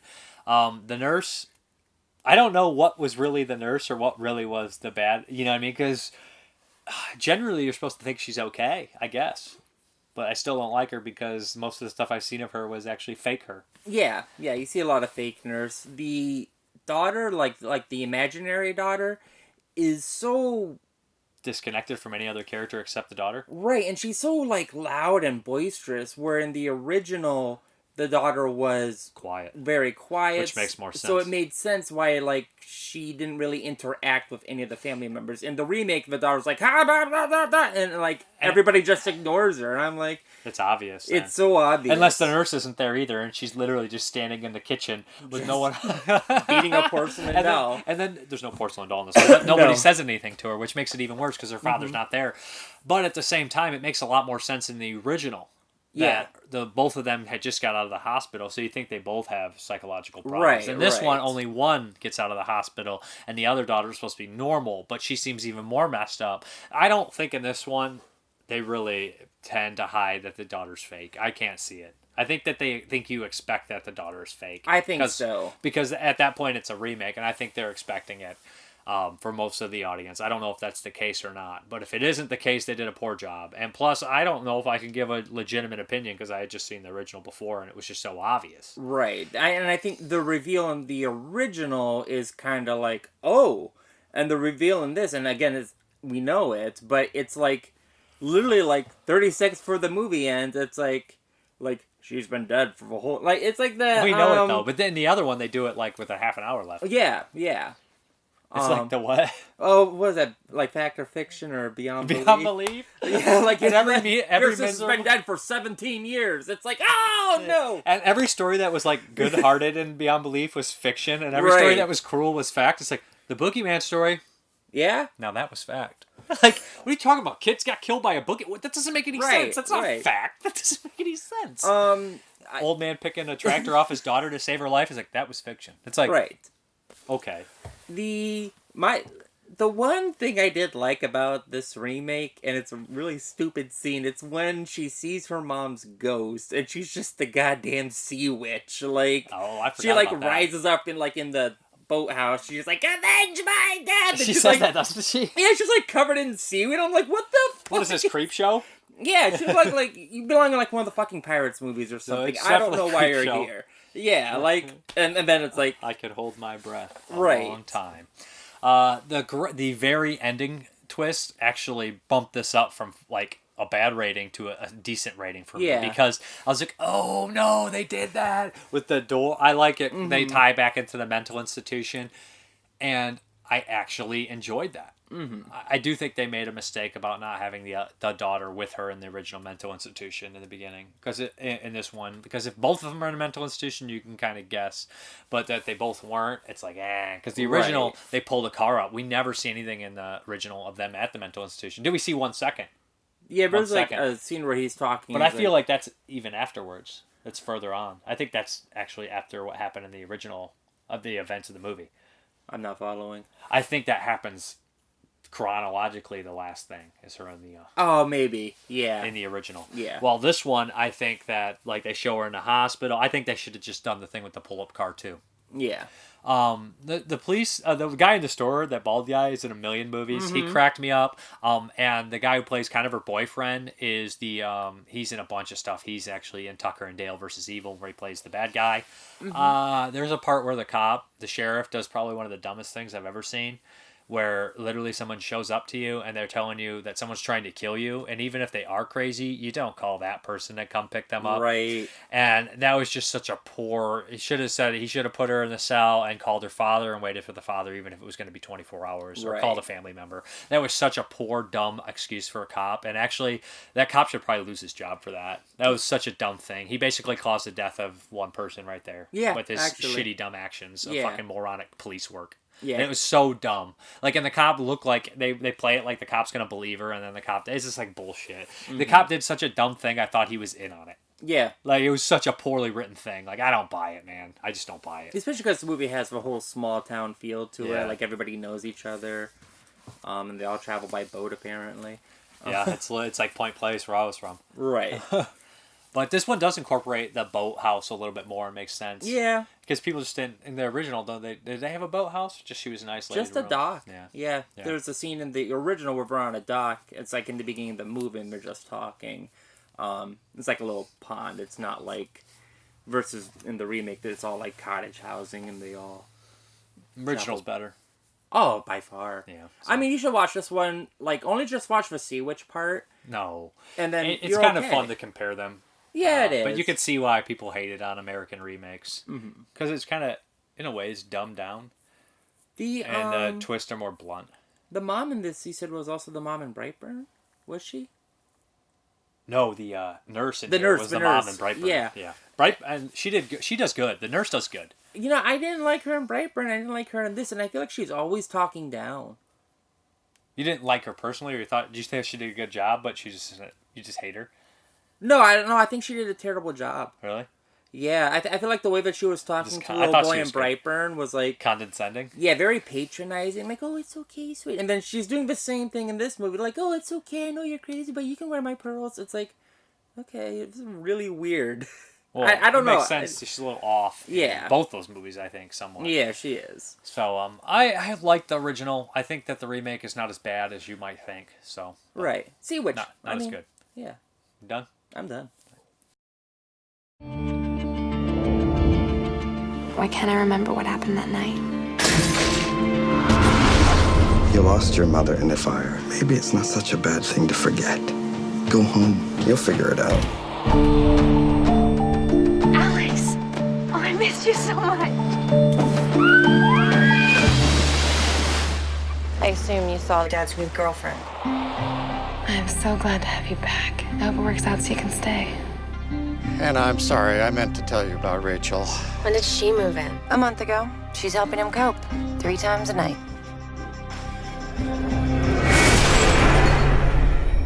Listen, Anna, I know that you're supposed to hate Dad's new girlfriend, but I'm really hoping that we can make this work. You're too late.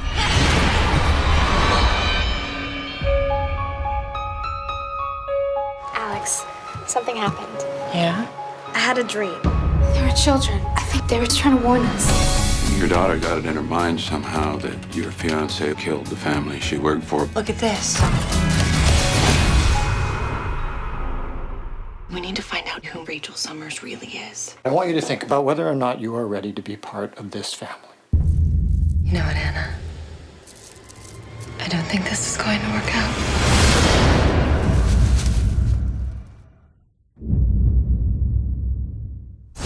You're next.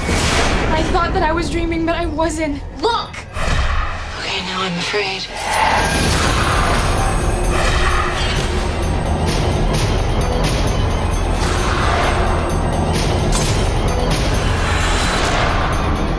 Pretty little Anna.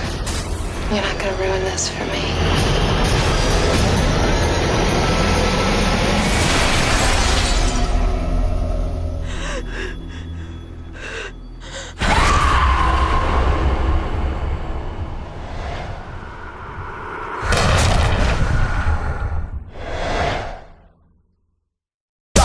Hammer time. For all who are willing to pay the price, we invite you to go through the mirror of life.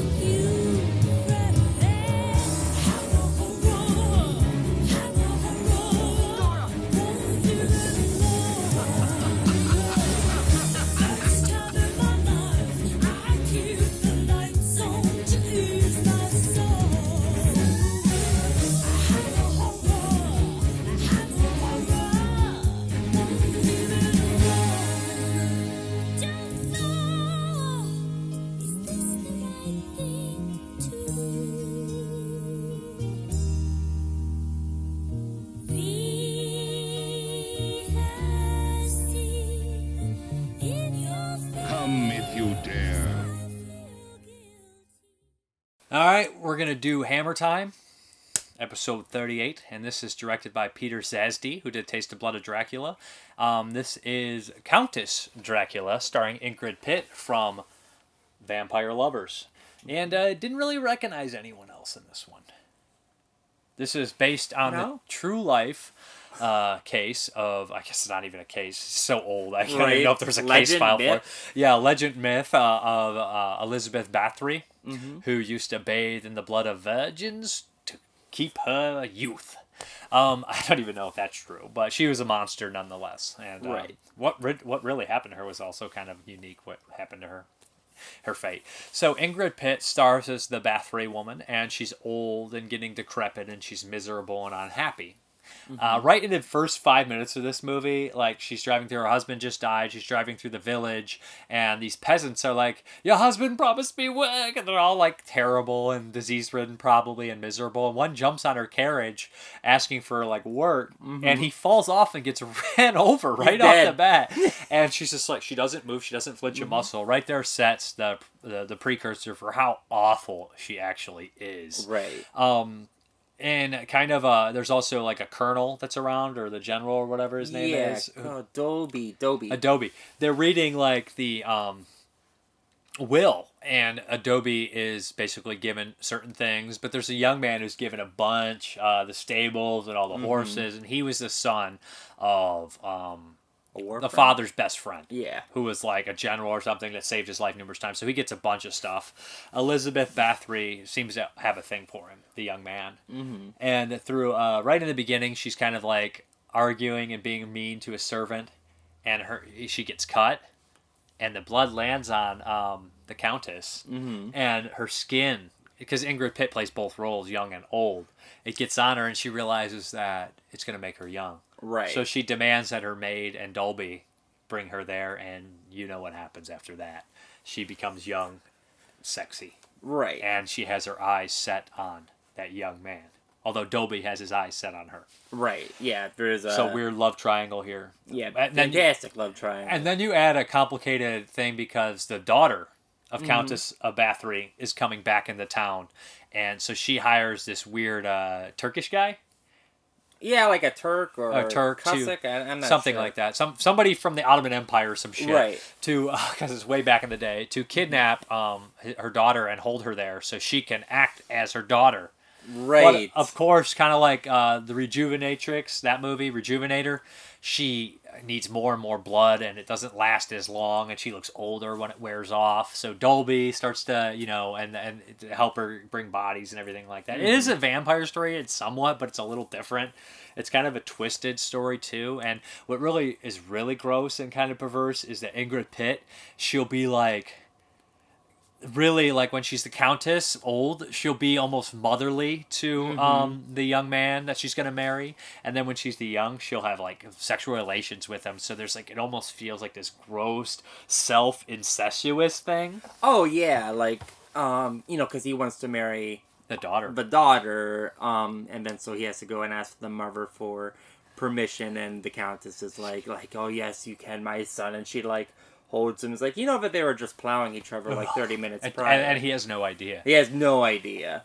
Acting's great in this one. Ingrid Pitt does amazing. And they dubbed her too. I can't believe they I know, her. and I wish that we could watch an undubbed version if anything like that. She still does even tremendous exists. in it though. Her physical acting, I mean, I don't know about her. I don't know if she dubbed, if that was her that was dubbed, or if it was a different actress. Because I think it was different. Credits. I think it was a different one. So they dubbed her, and the voice sounds similar to her own, so they made no reason for it. But like her physical acting, like being old and young, like when she's old, like I almost think it's a different person sometimes. The makeup's not great, but yeah. The makeup's not great. I think it does its job. But, it does its job. It's like 1971. But she's 72. like hunching around, and like I'm like, she's just so much fun to watch. Scary too. And she is scary, yeah. Especially And what did I say when we were watching this? I said, that old story about Hellraiser where somebody suggested what would the title be, What a Woman Would Do for a Good Fuck? This is pretty much the story of Countess Perverse as well. Yeah. Because what she would do, I think like the most like there's two memorable scenes like that just stick in my head. Like the one is with her young, and she like has the giant sponge, and she's like in the bathtub with all the blood, and she like turns around. I really like that image. And then I liked it when she was the old Countess at the wedding with the sword. And I'm just like, this is so badass. Like, I am in love with this movie. And it's not, some people are like, this isn't a horror movie. It is like a gothic horror story for sure. I mean, there's supernatural shit going on. You can't wipe blood on you and get younger. Okay? Right. We don't even know why that happens. Well, it's because she's a virgin. What? Yeah, if you. They're virgin blood. It has to be virgin blood. Yeah. But there's one part that actively made me really sick to my stomach. Back in the day, like when he goes to the market, Dobie goes to the market, and there's these women that are like presenting themselves to be sold as like sex slaves, and this old creepy guy's like, "Hey, buy one, buy him," and then he's like, "What about the girl with the goat?" And there's like this kind of like really like kind of shy girl with this goat who's like this guy like 12 to 14, and he says, "What about her? Has she ever had sex?" And he says, "No, who'd want to?" He's like, "I'll buy her." And he's just taking her to be like blood sacrifice. Right. And it's just so sick. Like, they don't even show her die, but just her walking away with her goat. He said the goat is 25 and she comes with it. And it's just like, Jesus Christ. Like, again, like such an awful time period to be in and such a horrible thing to do to somebody. And like, the bad guys are bad. They're trash. They are. The librarian, I think, is a fantastic character. He's good too. He catches on. Right. They do hint that the whole family is like secretly witches at one point. Like the Bathory or whatever the name is. Bathory. That like they've descended from witches, and so that's where like they have like all like the occult books. Yeah, because they have a huge library.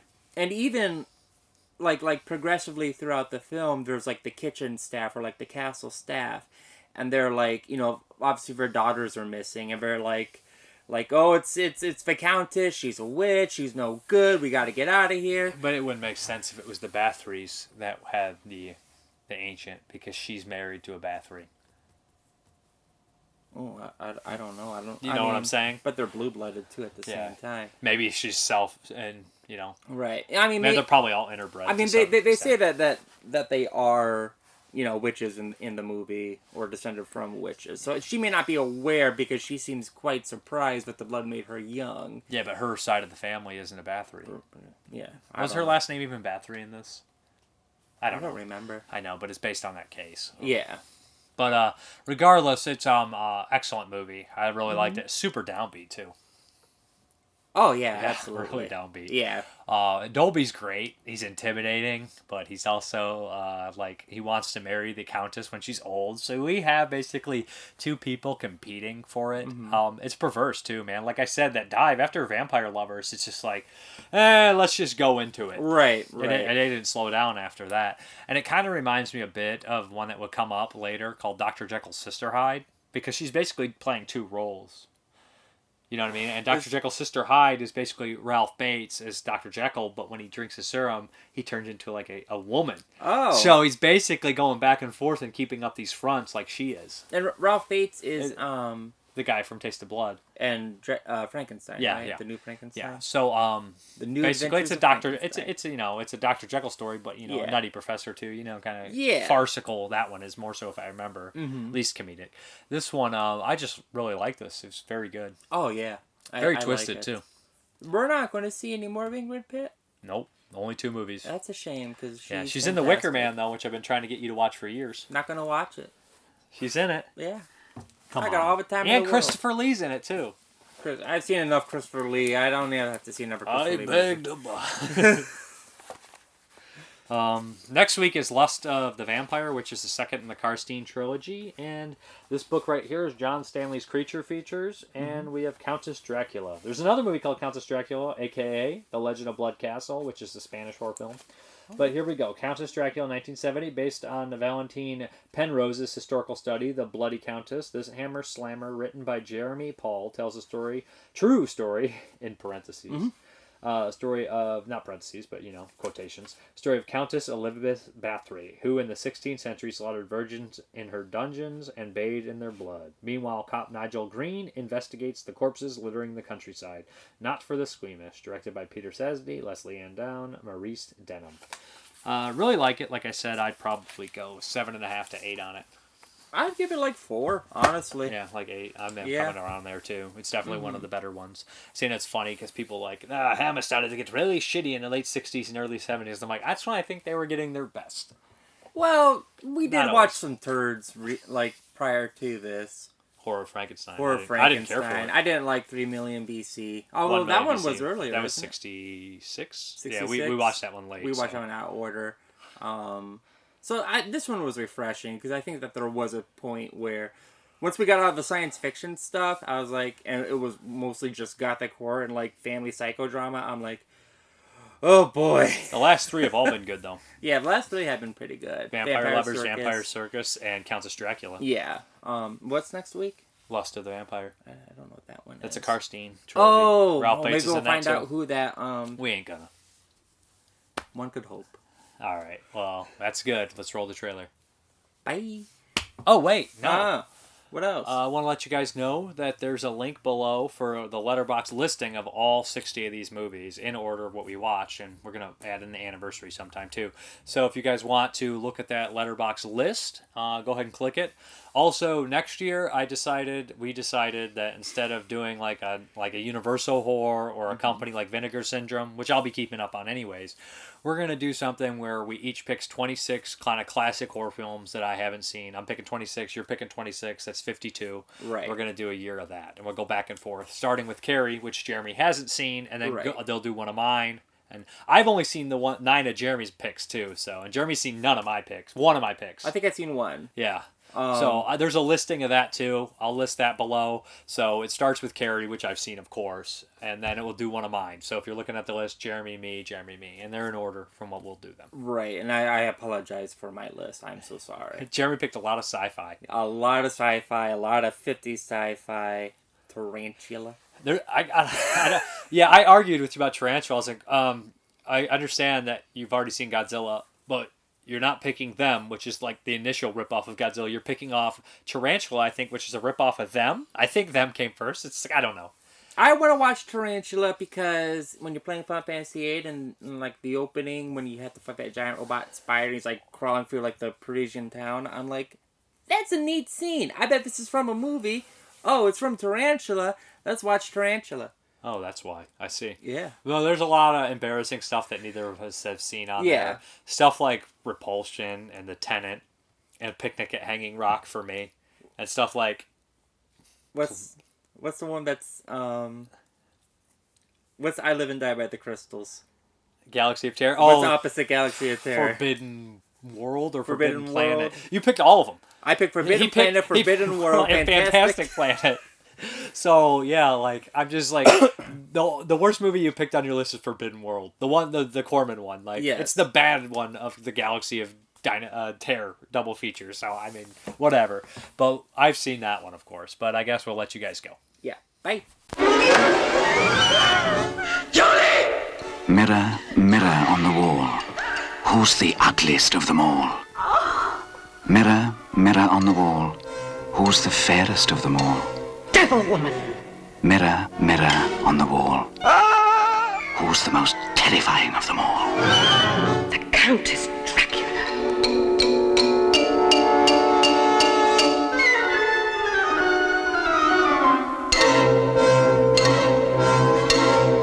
It's beautiful. Beautiful.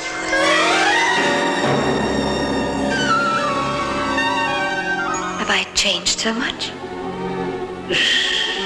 As a flower changes from bud to bloom, past recognition.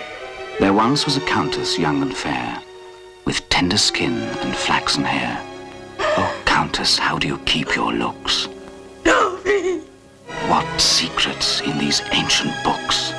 The book! What book? The chapter on blood sacrifices. Please help me. I don't know what's happened to me. Say it, lovely. Say it. Yes. Yes, yes, I love you. Yes. Don't you realize that you get uglier each time you get old? And you can't go on killing forever? Why not? That woman embodies all the virtues. Mistress, friend, and mother in one. Does such a woman exist? You know she does.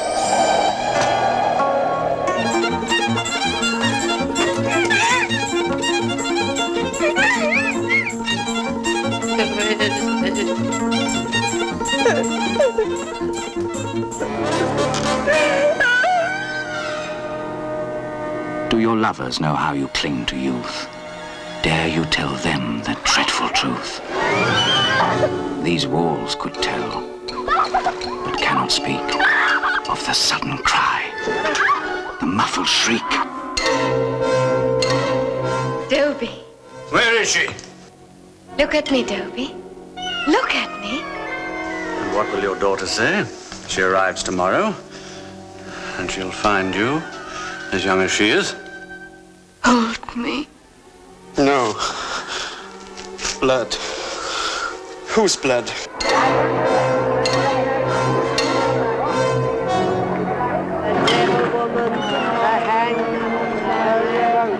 Mirror, mirror on the wall, who's the most terrifying of them all?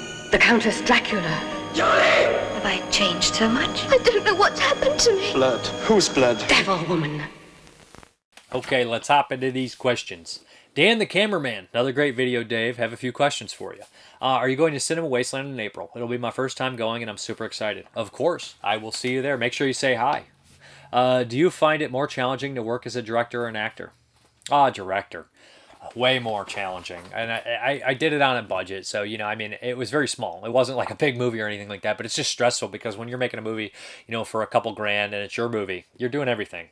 Not everything, but you're doing a lot. You're doing producing, you're doing, you know what I mean, you're scheduling, you're directing, you know, you got to get it out to the thing. You got to watch the actors, which I probably didn't do as well as I should have. So you got to do so much. Directing's way more stressful. As an actor, you know your lines, you show up, and it's fun. I don't like going and staying somewhere for a couple weeks sometimes, or a week or so. That kind of is stressful to me. Or if you got to lose weight, or you got to get in shape for the movie, more so than you already are, or something, that can be stressful. But I would rather, acting's much easier. Off the top of your head, what do you think is a film or films you bought the most editions of in your life? Ooh. It could be something very well that's not like a movie I love. Zombie. I just saw it there. I bought Zombie so many times. I had the original. I had a cheesy DVD. I'm at VHS. like Woodhaven. Then I had an Anchor Bay VHS. And then I had the original Anchor Bay DVD. Then I had the reissue DVD. Then I had the Blue Underground DVD, I think. And then I had the Shriek Show DVD. And then I had the Blue Underground Blu-ray. And then I had the triple set. So, I mean, I bought that movie like 7-8 times. You know, and I love zombie, but still, it's zombie. Dungeon Studio. If you're a fan of War Notes, have you seen the movie Primetime? No, I have not. I'm not even sure if I've heard of that one. He appears in a bit, the Charles Whitman in Invitational. Hilarious. I'll have to check that out. You can check out a digested version of the movie here. So cool. Nick Mua, if you ran off to join the circus, what job would you do? My money is on strongman. I ain't that strong. Oh, jeez. Maybe a carnival barker would be fun. I can talk. Oh, I'm trying to think of something I'd do. Maybe I'd want to do like one of those weird like freak shows where you're like half androgynous, like just shave half my face. I don't know. I have no idea. I wouldn't run away to join a circus.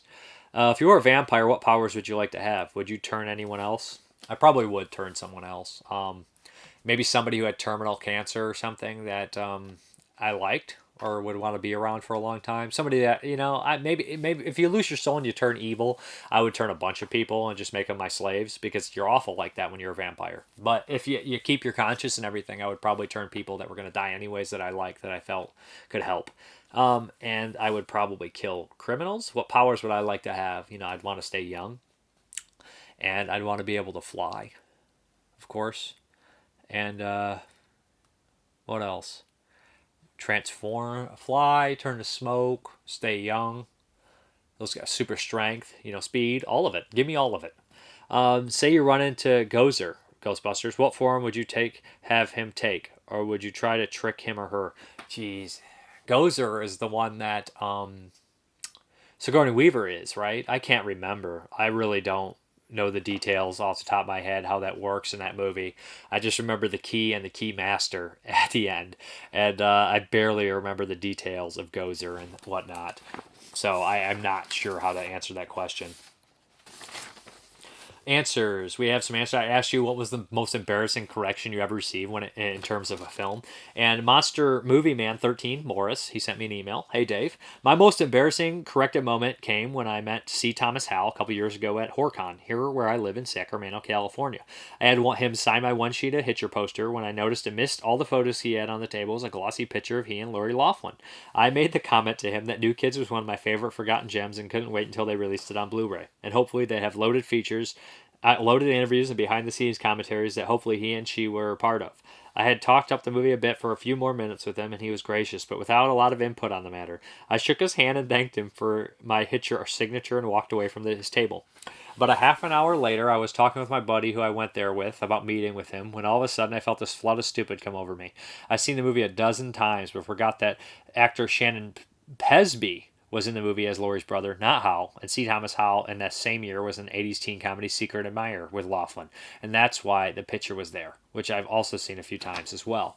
What a good sport, and was nice enough to not correct me after going on and on, but probably thought to himself, shut up already, idiot. Later I saw him and his son grabbing bites to eat by the food trucks outside of the venue and wanted to go correct myself and apologize, but figured, nah, I'll just chalk it up and leave it alone at this point. Damn, I hate when that happens. That's a good story. Dan the Cameraman. As for the answer of the week, it may not be my biggest correction, but some friends and I do weekly trivia, and sometimes there are film categories. Usually I can do all right, but once they showed a movie clip, and without even thinking, I was very confident it was a scene from A Streetcar Named Desire. My teammate asked if I was confident. I said I was, and the clip turned out to be from On the Waterfront, not my finest hour. Nick Mula. I used to think George Lazenby died right after one of the Bond movies he did. Also used to think Sean Astin was British, as I've only seen him in the Lord of the Rings movies. Lastly, and most embarrassing, I used to tell people that Tim Burton directed Nightmare Before Christmas and that Johnny Depp voiced Jack Skellington. My apologies to director Henry Selick and actor Chris Sarandon. Matthew Hudson. While I'm not 100% sure I understand the question, a much more wiser man than I am once had to, with video evidence, prove to me that Cheswick doesn't commit suicide in the film version of One Flew Over the Cuckoo's Nest. I wonder who that guy was, Matt. Matthew Hudson. But I did get to school my brother-in-law's friend once who was dead fucking sure Basil Polendorfus, the guy who did RoboCop, said his name wrong, wrote the music to Terminator. Got that mixed up. Who we got? Mr. Tony of the Dead. He said, everything I say is wrong, lol. But he said, seriously though, every time I try to pronounce any kind of name from another country, I butcher it to death. And I said, me and you both, brother. Skip Barber, forgetting the name of the director of Casablanca. Michael Honeycutt, telling someone Keanu Reeves wasn't in Freaked. Jamal Potter, thinking Return of the Jedi was the best Star Wars film when I was a kid. Susie Alia, I had you doing, she tags Mark Savage. I had you doing a panel with a dead guy, did I not? I think that ranks pretty high, lol.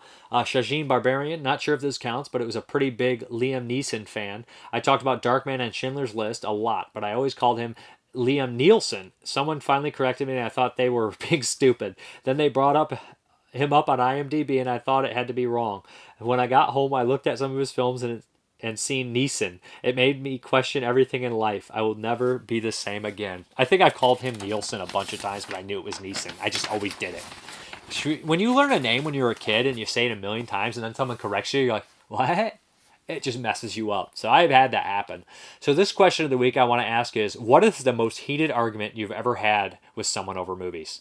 Have you ever gotten a fist fight? What is the most heated argument you've had with someone over movies? So let's hop into this update. Okay, let's hop into this update. First, we have this special edition from Mondo Macabro, The Beast and the Magic Sword. Looks like I think it's a Spanish werewolf flick. Looks fun, looks cool, like Mondo Macabro.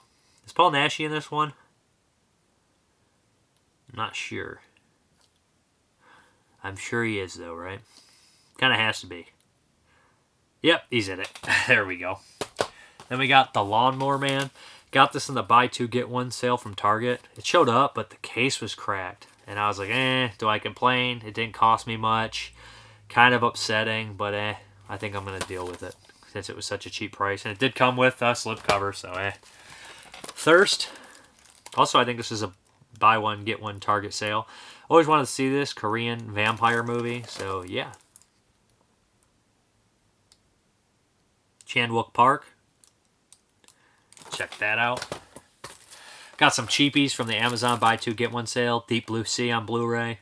I think this was like, I don't know, I paid like $11 for 3 Blu-rays, so can't go wrong. Like Deep Blue Sea, it was fun. Rennie Harlan movie, good cast. Howard the Duck, also very cheap. Again, buy two, get one. George Lucas, produced movie. Same director of the guys who did Messiah of Evil. I haven't seen this since I was a kid. Another one I haven't watched since I was a kid, Harry and the Hendersons. Always liked this movie. Had a soft spot for it. You know, John Lithgow, Bigfoot. Kevin Peter Hall plays the Sasquatch. Then we have some cheapies again from Amazon. Jaws 2. Or Jaws 3, I'm sorry. Yeah, I haven't watched this one in a while, but I remember liking this one at SeaWorld. Dennis Quaid and Lou Gossett Jr. And then we have Jaws 2. It's been a while since I've watched this one. Roy Scheider comes back. Okay, that's what we're going with. Why not? So, yeah. Haven't watched that in years either. Used to watch those all the time. It Came from Outer Space. Again, this is more part of the Amazon cheap sale. 50 Sci-Fi. Not seen this one. Includes 2D and 3D versions. Let me know if this one's any good, guys. I don't even know what the monster is in this one or what it is. And then we got this, which is out of print, and the case came destroyed. But I could replace it. It is torn on the side. This is out of print. It didn't cost me much, so it's like, I don't know what to do, really, because I can't really replace it. I already have Omega Man on Blu-ray. The discs aren't damaged, but it's Logan's Run, Omega Man, and Soylent Green. I like those triple features when they show up not broken, but hey, whatever. Then we have this another triple feature, Austin Powers 1, 2, and 3. Couldn't pass it up. This is $10. I haven't seen these movies in a while. And the first two always put me in tears. Not such a big fan of the third one, but man, I love the first two. I saw the second one in theaters, I remember it, and it was so funny, so good. Maybe I saw 3 in theaters too, but yeah, I guess we're going to hop back to the video. Okay, guys, thank you very much for watching, and as always, you guys have a good one.